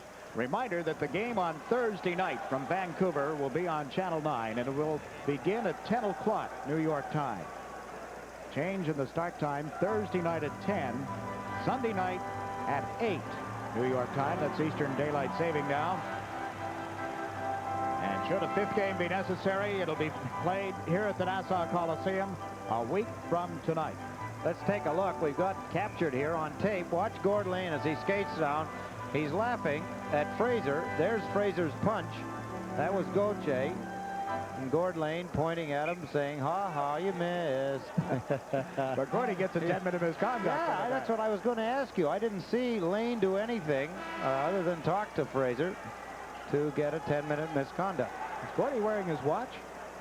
That's his underwear, I thought. You mean look like metal on the TV? Yeah, on the replay? Pretty shiny stuff. Yeah, there it is. It's got bracelets on, maybe, handcuffs or whatever. Maybe it's a good luck charm. I don't know. It does look like metal the way it's shining. I would doubt that it's metal. That's a tough spot, unless their equipment, maybe some of his equipment, the plastic or something on his elbow pads that may extend. And Lois Susskind, please report to security. Could be what's shining. Lois Susskind to security. Smeal had gone to the Vancouver dressing room and was called back by the referee. It's the reason for this delay. Now McDonald is coming from the Vancouver bench. He'll serve the penalty against Fraser, who also picked up the misconduct. Well, like last night, or not last night, a couple of nights ago when we had the second period be the long period. Here we are. It's after 10 o'clock and a minute and 11 to go in the second period. Folks are just getting home from work out in Vancouver. Yeah, they're off the night shift here. Morrow with the puck around the Potvin. Potvin to Morrow. Any Morrow to Goring. Less than a minute to play in the second period as Goring comes to center ice. Lindgren and Steps backing up in the Vancouver defense, and Goring comes in over the line. Butch Goring works on Steps, makes the play to Potvin. The shot will lure the save, and Goring picks up the rebound. Butch Goring over to Denny Potvin. Potvin to Morrow. Morrow fires one toward the net that just went wide as Goring came in looking for it. Now Goring is replaced by Kaller as Lindgren starts out. Lindgren at center ice. Dropped it back. Thomas Gradine comes over the Islander line. Stick handling around Morrow. Gradine in deep. Goes to the side of the net. Smith just gets out of the shot by Lindgren. Puts Vancouver up on top. Billy Smith went wandering. Vancouver seized the opportunity as Gradine held the puck for a long time back of the net until Lindgren came barreling in, and Vancouver leads it 3-2. Islanders get caught. Thomas Gradine, who has been a nemesis, goes around Ken Morrow. He goes around Billy Smith. There's two mistakes. Dennis Potvin guards the net, but he cannot guard it well enough. As number 13, Lars Lindgren, puts the puck in. There's the move around Ken Morrow. There's the move around Billy Smith. And Lindgren shoots into the slot and pops the puck by Dennis Potvin. It's 3-2 with only 17 seconds remaining in the second period. Now we watch Dave Langevin come to center ice. The pass to Kaller. Into the Vancouver zone. Caller poked it to the corner. It's picked up by Smets. Harold Smets, a long shot as the horn sounds, ending period 2. But the Canucks outscored the New York Islanders in the period by a margin of 3-1. And as we come to the end of period 2, our score is the Vancouver Canucks 3, the New York Islanders 2. We'll be back with a recap following this message. The Islander defense backed right in and let Miner, who was all alone, walk straight in. Here he comes. No one challenging him. He just lets the shot go. He was the only Vancouver Canuck. He did not have any options other than to shoot it or to carry it in. He walked right in, and from 25, 30 feet, he put it right between the legs of Billy Smith. It's 4-4. The Islanders lose the lead that they quickly developed at the beginning of the period. That's 4 goals that have been scored in 2 minutes and 45 seconds. 5 goals in 5 minutes and 21 seconds. Williams drew the only assist on Miner's goal, so we're even at 4. Langevin from the blue line. Stick save by the goaltender, and now a hard check, knocked Goring down. Smeal starts out for the Canucks. Smeal backhands it to the Islander line. Knocked down by Persson. Stefan Persson to Bob Nystrom on his off wing. Nystrom trying to come in around Bellin. They went to the boards heavily. Nystrom goes to the corner. Boldarev comes in trying to jab the puck off the boards and finally succeeded. R.C. Rhoda on the left side. Out to center ice for Smeal, and then linesman Gauthier was knocked down heavily. Langevin, a hard hit on Rhoda. Goring goes for the ice as well, and Langevin has fed the puck to Persson. Out of Goring. Goring pass hit Rhoda. R.C. Rhoda from back of the net centered off Langevin's stick. There's Boldarev to the blue line for snaps. A drive wide of the goal. There'll be a penalty coming against Nystrom. Rhoda picks up the puck. Then it's to Bellin. Bellin's shot from the point was wide. Nystrom failed to control it. Williams goes to the boards. As Persson comes over, they freeze it, and Bob Nystrom heads for the penalty box. A break in the action. 16-17 left in regulation time. The score tied. Islanders and Canucks even at 4. Islanders penalty number 20. In Atlantic City, there are 8 hotel casinos. And then there's the Golden Nugget.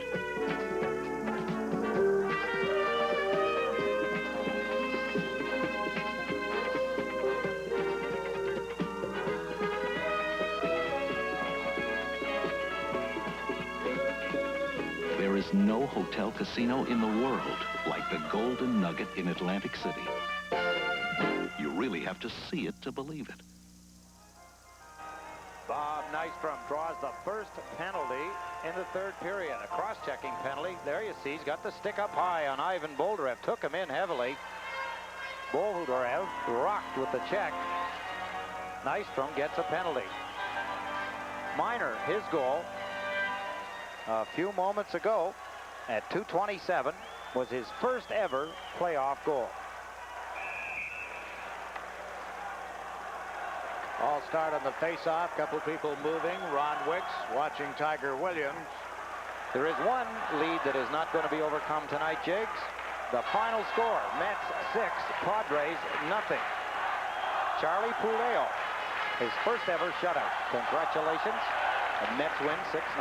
Out of the season, and the bullpen has come on real strong for the Mets. And here we've got a 4-4 tie. Islanders and the Vancouver Canucks as Bourne comes to his own blue line. Into center ice, bumped it over the Vancouver line, but Trottier was ahead of the play. Still a lot of time remaining. The series resumes Thursday night in Vancouver, and again Sunday night in Vancouver. If necessary, back here at the Nassau Coliseum a week from tonight. And the Canucks giving notice that they feel it'll be necessary. Canucks defenseman in the second period outshot the Islander defenseman 4-1. And as we had mentioned, they outscored the Islanders 3-1. There's what they're all after. Well, a pretty good look-alike anyway. It certainly is. A nice job. It is Bourne taking this face-off against Boldarev. Bourne and Caller, the forwards, Potvin and Morrow on defense. And Bourne is waved out, so Caller moves in, and Boldarev pulled it right back to Mullane. That's the left side and dumped into the Islanders' zone by Bellin. Morrow shoots it down the boards. A minute 40 remaining in the penalty against Nystrom. You saw Lane in there. He's serving a misconduct, as is Fraser of Vancouver. Lars Lindgren, Moline rather, almost popped it up to Bourne. Moline to Boldarev, off his stick. Caller clears it into the Vancouver zone, races after it. Anders Caller draws a cloud, and they double-teamed him. Here comes Boldarev over the Islander line. Can't slip through the defense. Billy Carroll picks it up. Around the boards. They went right to Boldarev. Boldarev in deep. Looks for somebody in the clear. Chased back by Doring, and now scrapped in front of the Islander goal. And who's that? Down on top of Bill Smith. Williams. You're kidding. Of course not. The Tiger went after Bill Smith. That stands to reason, but what's he doing out there in a power play anyway, 18? Are you asking me?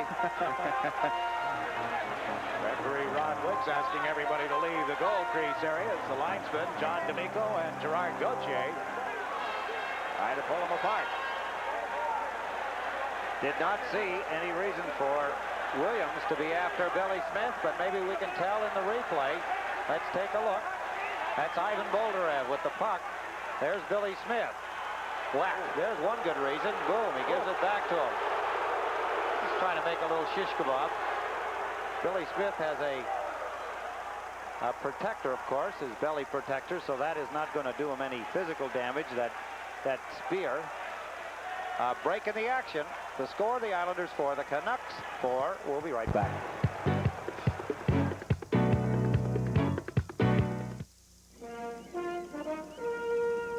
They say you can't take it with you, but with Zenith's new lightweight portable video recorder, you can. It's one of 5 new Zenith Beta VCRs, from the popularly priced model to the most deluxe. Some with wireless remote control, slow motion, stop frame, even front load.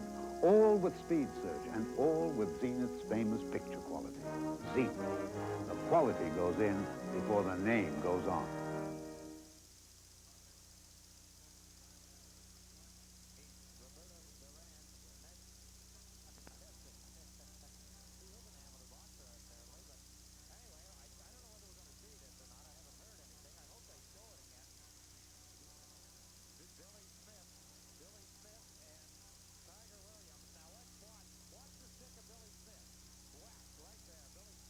To him. As I say, try to run him through, give it a Sir Lance-Lot. But anyway, 4 minutes to Williams. He gets 2 for slashing and 2 for roughing. Billy Smith gets 2 for roughing.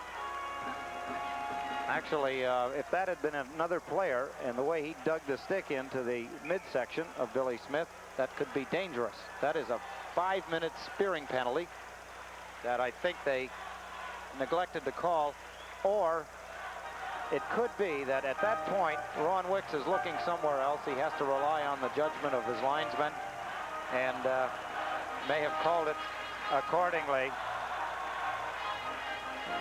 There's Andy Caller as he gets Moline and Dave Williams tied up along the boards. Takes 2 of them out of the play. That's a little... They both take a run at Andy Caller. Now the Canucks controlling the puck. They still have the power play. Boldarev, then on the left wing side. Back to Moline. Fan on the shot, and Trottier clears it down the ice. Nystrom, who's in the penalty box with a cross-checking penalty. And this incident between Smith and Williams broke up. Now at center ice, Moline wheels in over the line. Moline, left side.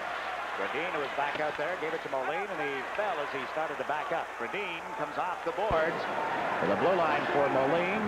The Boldarev too far, and Potvin takes it to the board. Potvin put it right out in front. Moline and drives. Smith the save, juggled it, and held on. Good point-blank save by Billy Smith. Dennis Potvin, in falling, he opted to try and clear the puck down the ice. He did not get enough of the puck. He sent it sailing out to the point. Let's take a look at the action. Here's the shot. Moline lets it go. He goes high to get it over top of Ken Morrow, who was sprawled out on the ice. He not only made the save from point blank, but he got the rebound off his chest protector. We're tied 4-4, 14:42 remaining in regulation time. Boldarev to comes back out on the Vancouver power play for the Islanders. Trottier, Persson, and Langevin.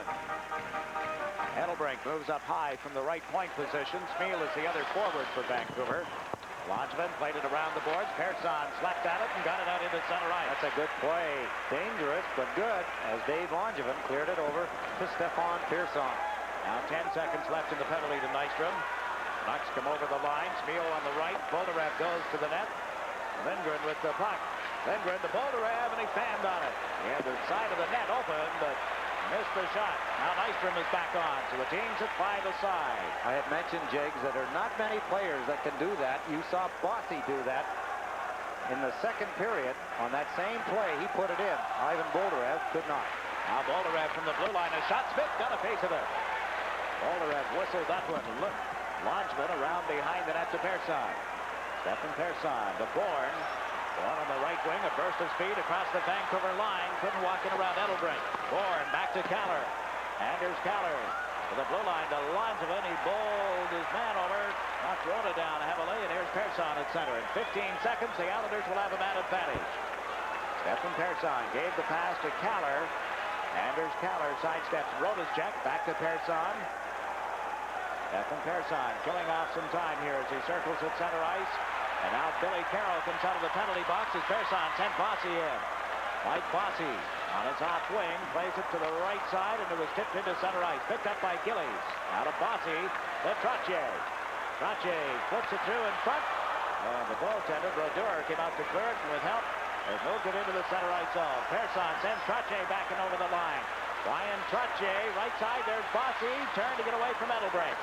Back to the point, Thomas Janssen to Mike Bossy. Bossy to Trottier. Trottier's shot was blocked by Lindgren. Ryan Trottier trying to put it out in front. Back to the point to Janssen. The Potvin to Janssen. Lets it go, and it was wide. Trottier, the rebound, he scores!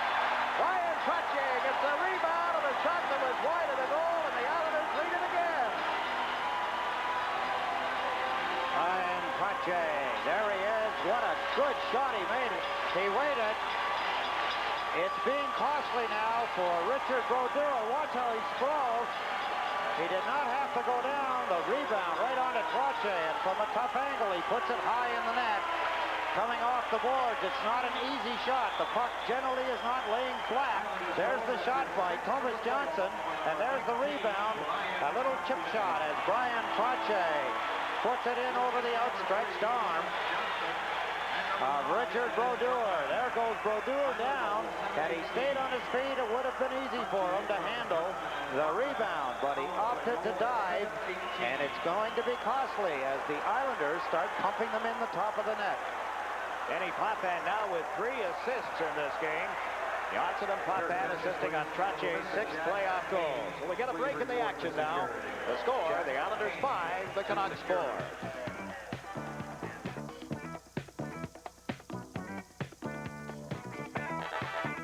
Both ends of the ice. Jiggs, I should point out, the Islanders tonight 3 for 7 on the power play. They're 6 for 10 in the series. Vancouver 2 for 8 tonight, 4 for 11 in the series. Puck got away from Bill Smith. Back of the Islander goal. Came out in front, steered by Janssen. Here's Clark Gillies sending Wayne Sutter over the blue line. Wayne Sutter to Gillies, and a shot went off. The defenseman Hallward and right to Richard Brodeur.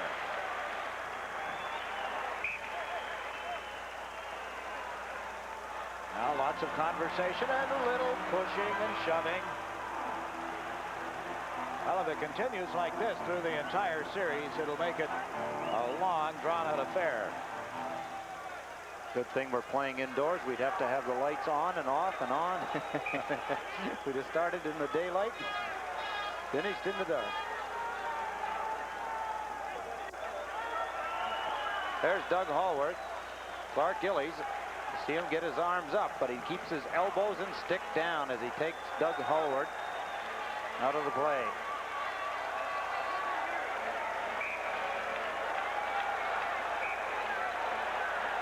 Still mingling around in front of the Vancouver goal. Clark Gillies is trying to get something straight with somebody on the Vancouver team. The two centers, Brent and Dwayne with Gillies. Now there's an Islander fan. Number 12. Wearing Dwayne Sutter's uniform, and that's about all. Just a jersey, huh? My goodness, that's an avid fan. I wouldn't want to get too close to a fan either. Trust you to think of something like that. 5-4 Islanders. 12-13. Those Canadian cameramen. Brent Sutter following the draw, unable to walk through in front of Brodeur. Hallward chased him to the boards, and there's Miner dumping it around to the right side. Eddie Morrow worked it to the opposite corner, picked up by Brent Sutter in front to Gillies, and shot blocked. Good save by Brodeur on Clark Gillies. Now Jerry Miner starts out on the right side. Marner, stick handles into center ice, gave it to Steps. Steps, a long shot blocked by Smith, poked it to the right side. Wayne Sutter taken to the boards.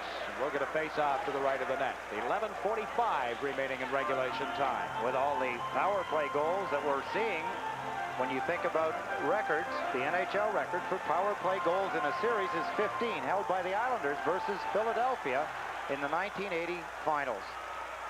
And it continues as Snaps and Brent Sutter went to the boards, drawing and shoving and pushing. Originally it was Gillies. They're going to get the big guy angry here, and then they'll have to pay the price. The big guy being number 9, of course, Clark Gillies. Is that Williams? The last few times the Islanders have taken leads, Jiggs, you'll have to remember this, is that Vancouver did the same thing. Each time the Islanders have taken a lead, that may sound like a statement by a homer. That is not. That is fact. You remember back when the Islanders took the lead each time, we've had a serious altercation. Now referee Ron Wicks is going to hand out some penalties here. Steps and probably Brent Sutter, although Gillies is skating over toward the box. I think it is Brent that'll get the gate. We get a break in the action. The score, the New York Islanders 5, the Vancouver Canucks 4.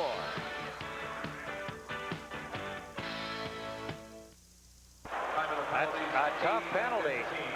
Dwayne Sutter, who's been playing fine hockey, gets a 10-minute misconduct along with Harold Snaps. Snaps probably the best. I would not probably. I'll be more emphatic. He is the best defenseman on Vancouver. They lose him for almost the rest of the hockey game. The Islanders lose Dwayne Sutter. He and brother Brent and Clark Gillies looked like themselves again as they whirled around, moved the puck in and out, handled it well, kept a good motion.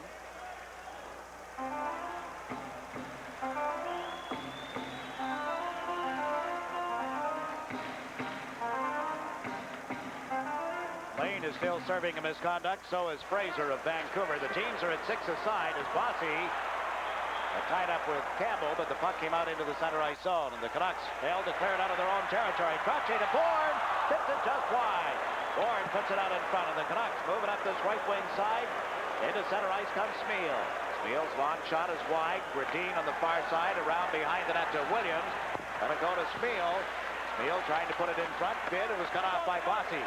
Mike Bossy trying to get away from Smeal. Gave it to Trottier. He dumps it into center ice. Campbell is there. Olin Campbell firing it around the boards. Cut off by Bill Smith. Bondsman takes it back to the net. Tiger Williams standing at the side of the goal mouth. Wasn't ready to let Bill Smith get back into the goal crease. Persson to Bossy. Bossy dumps it to the left side. Bourne picks it up. He's across the Vancouver line. Bourne trying to walk in around Lindgren. Comes out on the other side. Gave it to Bossy. Pulled the puck and then couldn't get the shot away. Like the center one that rolled off the mesh. And the Canucks come out on the right wing side once more. Broken up the line by Potman. The Bourne back to Trottier, and it was intercepted. Now Trottier takes it away from Gradine and lost it. Dragged down by Smeal. A rodeo. We got a rodeo going on. Now Gradine tied up by Morrow. They're getting away with some liberty taking again. Nystrom and Rhoda. They'll freeze it on the boards and grab a hold of one another. What's tough about that, Jiggs, is it's hard to say who has a hold of whom in the arm-on-arm situation that we had just seen. Brian Trottier, as we look at Dave Tiger Williams in the penalty box. Here he is in action. Kitty bar the door. Next time it's Kitty bar Smitty. The industrious Dave Williams. After Bossy. Back into the play. Covers a lot of ice. He can be effective. There are some pluses to his game. They're sometimes very difficult to ascertain. 341 penalty minutes in the regular season, 104 in the playoffs coming into tonight's game. Nystrom has given the puck to Merrick, now to Goring. And back to Merrick at the blue line, to Nystrom off his pick. Here's Goring with a shot, chest high, grabbed by Brodeur. Bolderev was all over top of Nystrom, and Nystrom comes away complaining to Ron Wicks. Well, Ivan Bolderev lost his stick, and he wanted to take Bobby Nystrom's. Now, I don't understand why, because Bolderev is a left-hand shot, and Bobby Nystrom is a right-hand shot, and he'd have trouble with that.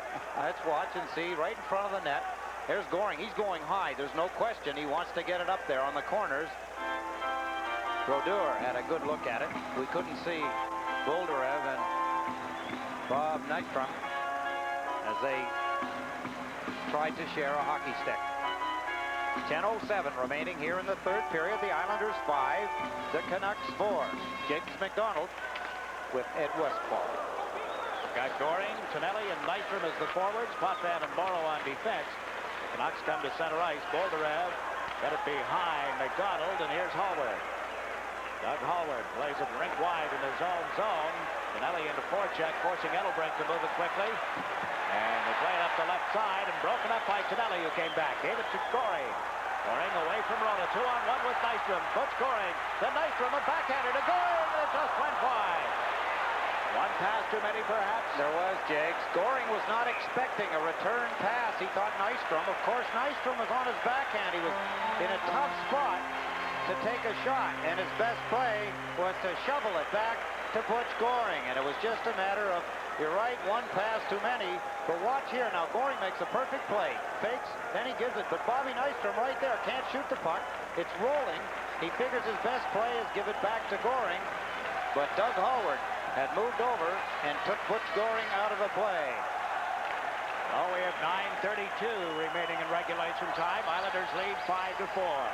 Now Denver's headed for the Nassau Coliseum. He'll be here on June 3rd, 8 o'clock for his only area appearance. There's some body crushing in the corner. Hallward taking it from Bob Nystrom. I should explain, Jakes, about the backhand. In that case, Nystrom has the puck on his backhand. He's a right-hand shot, and he's got his weight on his right skate, which means he cannot shoot the puck. There's just no way he could shift his weight quick enough to get a shot away. Brodeur had him kind of angled. Now Brent Sutter tried to set up Caller, and he got entangled with the referee and Lindgren as well. Art Gillies took a vicious run at his man. In the meantime, at center ice, DeLorme shot one high and wide of the Islander goal. Montana with it back of the net. Crawford is up for Vancouver. See that Gillies had taken a run at. Now Caller trying to move it up the left side. Held in by Lupo. We haven't seen much of him. Potvin is knocked down. Brent Sutter with the puck. Canucks running at everybody. Here's Lupo. Lupo with a shot. That ended up in the far corner. Brent Sutter to Caller. Caller unable to clear it out. Long shot from the point. Went off Morrow and into the crowd. So Canucks come out bang, bang, bang. And now Gillies and Crawford collide. And DeLorme comes over to say something to Gillies. I don't really want to get too close to the gentle giant. He's starting to get his dander up. You can see his ears getting a little bit of a red tinge on him. Takes a lot to get Clark Gillies mad, but he's starting to show a little of it now. You noticed he stood there and nobody come near him. A break in the action. The score, the Islanders 5, the Vancouver Canucks 4. We'll be right back. Clark Gillies is mad. In the 1981-82 regular season, Clark Gillies had only 2 minor penalties, or major penalties, I'm sorry, major penalties. He does not get mad and fight, only when he has to. He's drawn a single roughing penalty. Nobody else going off the ice. Gillies for roughing at 11-17.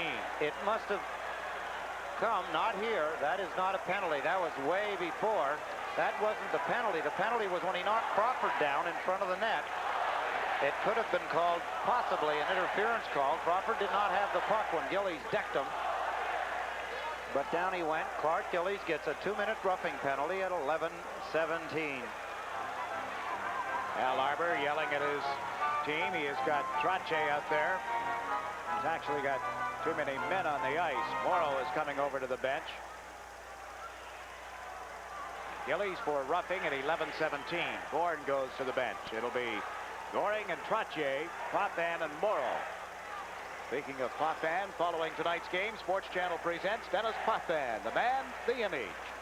Be sure to stay tuned for this close-up look at the Islander captain as a player and as a person immediately following tonight's game on Sports Channel. Vancouver with the power play. We watch Lars Moline. His pass tipped by Denny Potvin. Radin off the near boards. Back to Moline. Moline teed one up and went off Trottier's stick and way up into the crowd. He wants the puck. Wicks wants Williams off the ice. He's giving Billy Smith and Dave Williams each a penalty.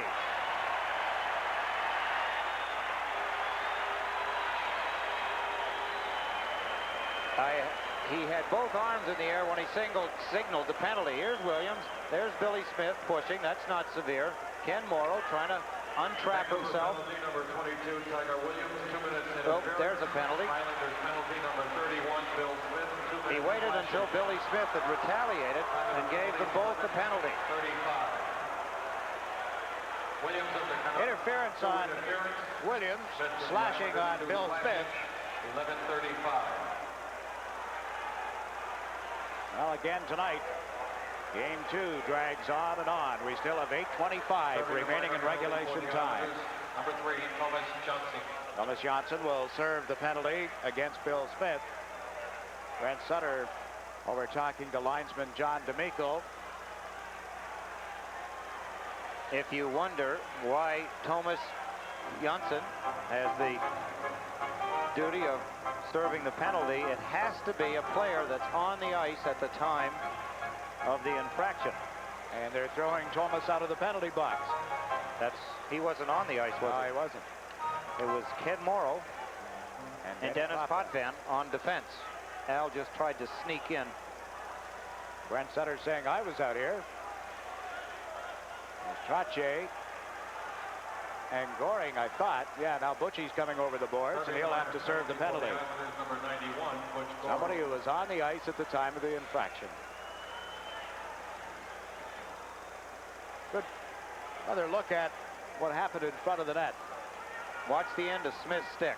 Now, I don't agree with that. I don't particularly agree with the guy that he's doing it to either, so it shouldn't really matter. I don't, you know, that's the Tiger saying, what did I do? Yeah, what did I? He really didn't do anything, but Wicks wants him off there because he knows he's just in there to stir up some trouble. There's Tiger giving a couple of kisses. He's blowing some kisses down the way to one of the Islanders. Actually, he's yelling at Ron Wicks. Wicks is standing down in front of the Islanders side of the penalty box. They continue to play 6 against 5 with these coincidental penalties to Williams and Smith. 5-4 Islanders, 8:15 remaining in regulation time. We watch the Canucks on the power play. They try to come to center ice. Finally, Bellin slaps it around the boards into the Islanders zone. And there is Trottier. He is bowled over. The puck beneath Trottier, and they'll face off deep in the Islander territory. Schmiel stepped into him pretty hard. He did. A good hard check by Stan Schmiel. He's the leading scorer for the Vancouver Canucks. Coming into tonight's game, he was tied, I should say, with Thomas Gradin. There's the check. Brian Trottier knocked off the puck. Or I should say he knocked on the puck. That was a stoppage of play. It's Billy Carroll, Mike Bossy, Bob Bourne, Wayne Sutter, and Brian Trottier for the Islanders. Jerry Miner, Lars Lindgren, Ivan Boldarev, and Gradin scoring for Vancouver. Potvin cleared the puck out of his own zone, and at center ice, here's Hallward with it. Doug Hallward. Now Gradin pulled it away from a check, comes in over the Islander line. Gradin tied up by Potvin. Potvin went to the deck. The puck cleared by Fraser. Moline at the blue line. Rink wide, knocked down. Hallward plays it around behind the net to Fraser. Fraser being checked by Morrow. Bourne is there as well. The puck in the pileup. Schmiel gets it to the blue line. Hallward kicks it into Schmiel. Back to Hallward. Hallward flips it over to Moline. Moline at the side of the net. Gradin comes out. Smith to save. They bang at the rebound, and it ends up in the corner to the left. Picked up and cleared by Fraser. Back to Moline. Moline over the far side. Hallward shot. Smith the save. It's loose back to the Islander goal. Picked up by Fraser. Fraser tried to go short side. Couldn't stuff it in. Now Gradine from back of the goal. Out to Smeal. Stan Smeal being watched by Bourne. Moves in a little deeper. Plays it to the point. Here's Moline. Caller moved up on him, and Moline drew it to the corner. Hallward around behind the net. Fraser to Smeal. Smeal off balance, and Bourne stole it. Out they come 2-on-1. Bourne to Caller. Back to Bourne. Bourne moves right in on top of the net. Went to the backhand, and the pass to Caller failed to work. Pearson poked it into the Vancouver zone, and the teams are at 6 aside now as Gradine slaps it into the Islander territory. Also close again on a shorthanded situation. Rona's pass intercepted by Langevin. Langevin gets to center ice, checked there by McDonald. The puck ends up back of the Vancouver goal. 6:15 left in regulation. Here's Nystrom out in front, and he shot it wide. John Tonelli comes in after the puck. Tonelli being grabbed by Rona as he went back of the goal. Nystrom is knocked down. Here's Barrick with it now to John Tonelli. Tonelli trying to get away from Rona. John Tonelli and Rona in a real struggle for it. It's picked up by Nystrom. Nystrom comes out in front, shoots. That was blocked off some skates. Lars Lindgren had it stolen by Nystrom. Nystrom shot. He scores! Top left-hand corner, Bobby Nystrom. Hard work again. Merrick, Tonelli, and Nystrom finishes off the play with a perfect shot in the top left-hand corner. The Islanders a 2-goal lead. Here's John Tonelli wrestling with Rhoda. Lindgren comes in, checks Tonelli. That's 2 of them that were after him, and there's the shot. Blocked the first time as Nystrom tried. Watch the second time as Nystrom turns and lets it go right over the left shoulder. Richard Brodeur, another goal. Here's the same goal from another angle. John Tonelli signals goal. There's the shot. Good camera work by the crew here at the Nassau Coliseum as Bobby Nystrom, his 4th goal of the playoffs from Wayne Merrick and John Tonelli, has given the Islanders a 2-goal lead, 6-4. 6 different Islanders with goals. Pearson has flipped it high into the Vancouver zone. Picked up back of the net by Hallward.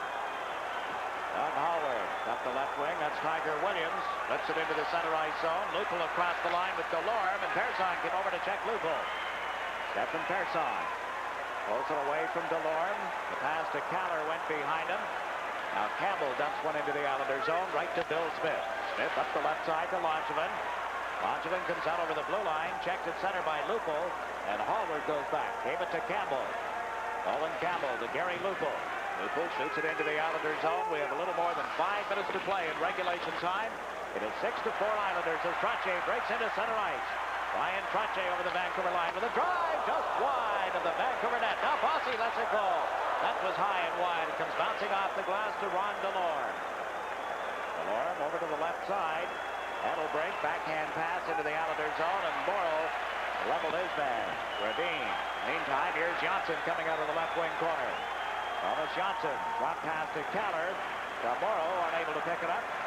Kenny Morrow turns at the Islander line. The pass to Caller failed to work, and here comes Gradine. Right in front of the net. Shoots and fired it wide. And Sutter moves it up right wing to Nystrom. Nystrom checked on the boards. Got it out to center ice to Caller. Rink wide to Thomas Johnson. Johnson for the Islanders to Morrow. Right wing to Brent Sutter. Brent Sutter to Butch Goring. Blows in over the line. Drops it to Gillies. Gillies, he shoots.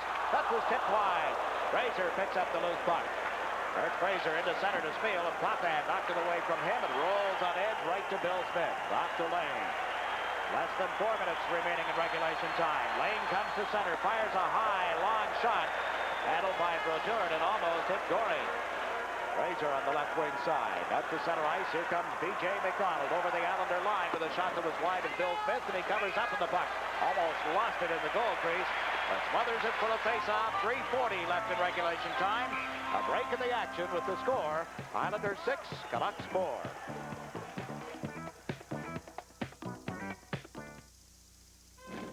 This Toyota Corolla has had 98 drivers in the past 18 months. It's owned by the Dollar Rent-A-Car franchise of Long Beach, California. Some of its drivers were good. Some weren't. But this Corolla took them all on, and it's still going. You know, for my dough, Toyota Corolla's the best because it gives me the least, whoa, trouble. Corolla. The fan reaction from the matrix board. They're showing again 2 full Stanley Cups and sneaking in on the corner about a half of another one. 3 minutes and 40 seconds, the time remaining, regulation time. It was 3-2 Vancouver going to this final period. The Islanders have outscored them 4-1. Rache cleared it to the blue line and hit Hallward's stick, came back to Campbell. Campbell checked by Brent Sutter. Goring comes over as well, and the puck sprung loose for Gord Lane. Lane with Hallward backing up. Lane from the blue line. A good blast and a good save by Brodeur. Now the Canucks wind up. Hallward into center ice. Got away from Goring over the Islander line. Shot went wide of Bill Smith. Cleared by Merrick to Brent Sutter. Brent Sutter around behind the net. Lost it to Rhoda. Rhoda unable to center. Danny Potvin pulled it away from McDonald. Comes out over the center ice strike. Potvin to Merrick. The pass off his stick and outside the line and delayed offside. Canucks with a chance to bring it up.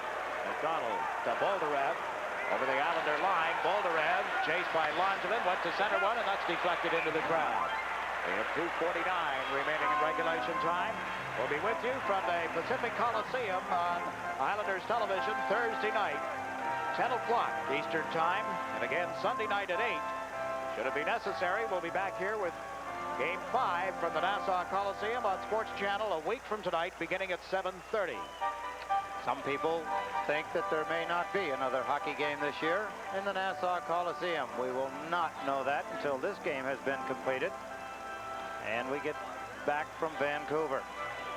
Vancouver could be a much tougher team at home. Now Merrick spun around following the faceoff. The puck came back to the blue line. Lindgren with a shot. Blocked at the screen. Nystrom trying to tip it out. It goes to Trottier. Trottier to Wayne Merrick. Nystrom moves down the right wing. Merrick across the line. Couldn't move in around the defense. Here's Nystrom with it. Bob Nystrom to Wayne Merrick. Merrick checked in the corner. The puck loose back to the net. That's Tonelli going in after. Put it out in front. Merrick was too well covered. Langevin lets it go from the left point. Turned aside by Brodeur. Now Moline takes over on this right side. Into center ice for Jerry Miner. Miner across the line. Chased by Persson. Miner tried to center one for Williams, and Smith was out of the net to clear it. Langevin chasing it. Williams all over top of him as Langevin has dumped it down the boards. It's rolling on edge. We have 2 minutes remaining in regulation time. The 2-goal Islander lead. Tonelli got the stick up a little. Oh, what a check by Trottier as he leveled Hallward. Now here's Borno to John Tonelli across the Vancouver line. Tonelli cuts to the left side, gave the puck to Trottier. Back to the other side to Potvin, and he was checked by Spiel. Trottier picks it up again at center. That's Morrow with it now to Trottier. Ryan Trottier off the boards to Bossy, trying to slip around. Hallward does, comes over the line. Trottier goes to the net. Bossy shot blocked by Brodeur, and he sits down on top of it. 1:26 left in regulation time. A break in the action. The score, Islanders 6, Canucks 4.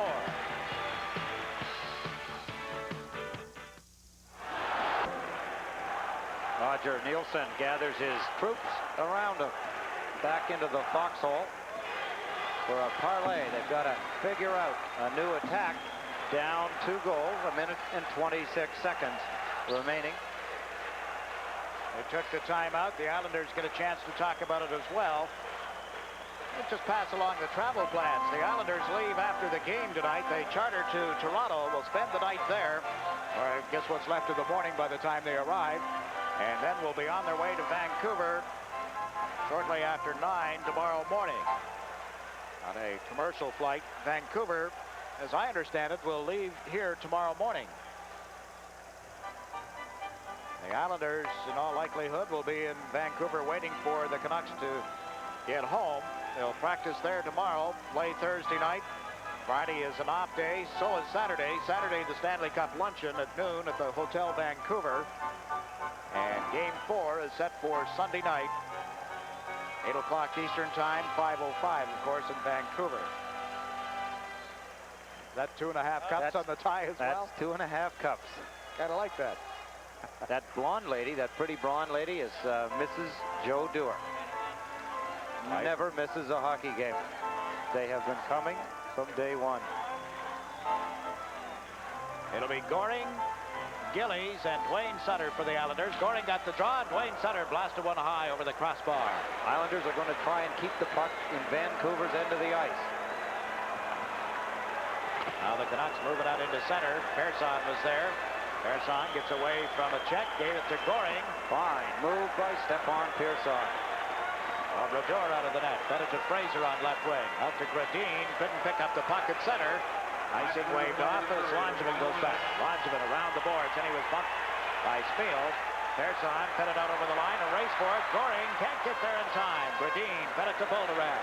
Brodeur is on the Vancouver bench as they go with the extra man now. Langevin backhands the puck into the Islander players' bench. 45 seconds left in regulation. Brodeur on the Vancouver bench. There's going to be the loneliness of the empty net. Islanders just want to get the puck across the red line. They get a chance at it, you know they'll be sniping at it. Immediately following the game tonight, no hockey hotline. We'll recap some of the goals for you, and then after the game, Sports Channel will present Dennis Potvin, the man, the image. Produced by Father Tom Hartman for Telcare originally, and seen tonight here on Sports Channel. Some thoughts from players, his teammates, players from around the league, and a pretty good insight, in-depth look at Denny Potvin. Morrow shoots it around the boards and all the way down into the Vancouver zone. But guess what? Racing after it, gets in front of Moline, unable to center. Bourne picks it up. Bob Bourne had to play it off the stick, and Moline has managed to clear it to center. And off Bossy, Spiel with it at the Vancouver line. Right side to Hallward. Hallward plays it around the board. Smith has to cut it off, gave it to Potvin. Denny Potvin takes a look. 2-goal Islander lead, and as Potvin was bumped, the puck went up into the crowd. So we're going to face off with 17 ticks of the clock remaining. The Islanders appear headed for Vancouver with a 2-goal lead in the series. 2-game lead, I should say. A 2-goal lead here in this hockey game. They had a 2-goal lead back at the beginning of the third period when Bourne scored a power play goal at 32 seconds. Sutter followed him, Dwayne Sutter, with a goal at 1 minute and 19 seconds, and the Islanders were up by 2 goals. Roger Nielsen knew coming in here that they have to win a game at the Nassau Coliseum in order to upset the Islanders and win the Stanley Cup. Well, they have been unable to get a split in the first 2. I was wrong, Jiggs. The Islanders started the third period. They were down a goal, 3-2. Bourne's goal tied it at 3. Sutter put them ahead, 4-3. Miners scored to tie it. And it's Rache's power play goal that sits as the game winner right now. You're right. But a big goal by Bob Nystrom from Tonelli and Merrick at 14-10 to get this 2-goal lead. And with 10 seconds left, the Canucks forced into their own zone. The fans begin to count down the clock as it's dumped into the Islanders zone. Smith plays it, and that'll do it. Bill Smith will last to handle the puck in game 2. The Islanders will go to Vancouver leading 2 games to none in a best-of-7 Stanley Cup final as they defeat the Canucks. They had to come from behind in the third period to do it, as you see Bill Smith getting the high five, the glad hand. He started his 13th consecutive playoff game, the team record, and comes up the winner as the Islanders have defeated Vancouver. Another long struggle here at the Nassau Coliseum. But it's the Islanders 6, the Canucks 4, the final score. And we'll be back with a recap on our Budweiser Star of the Game selection following this message.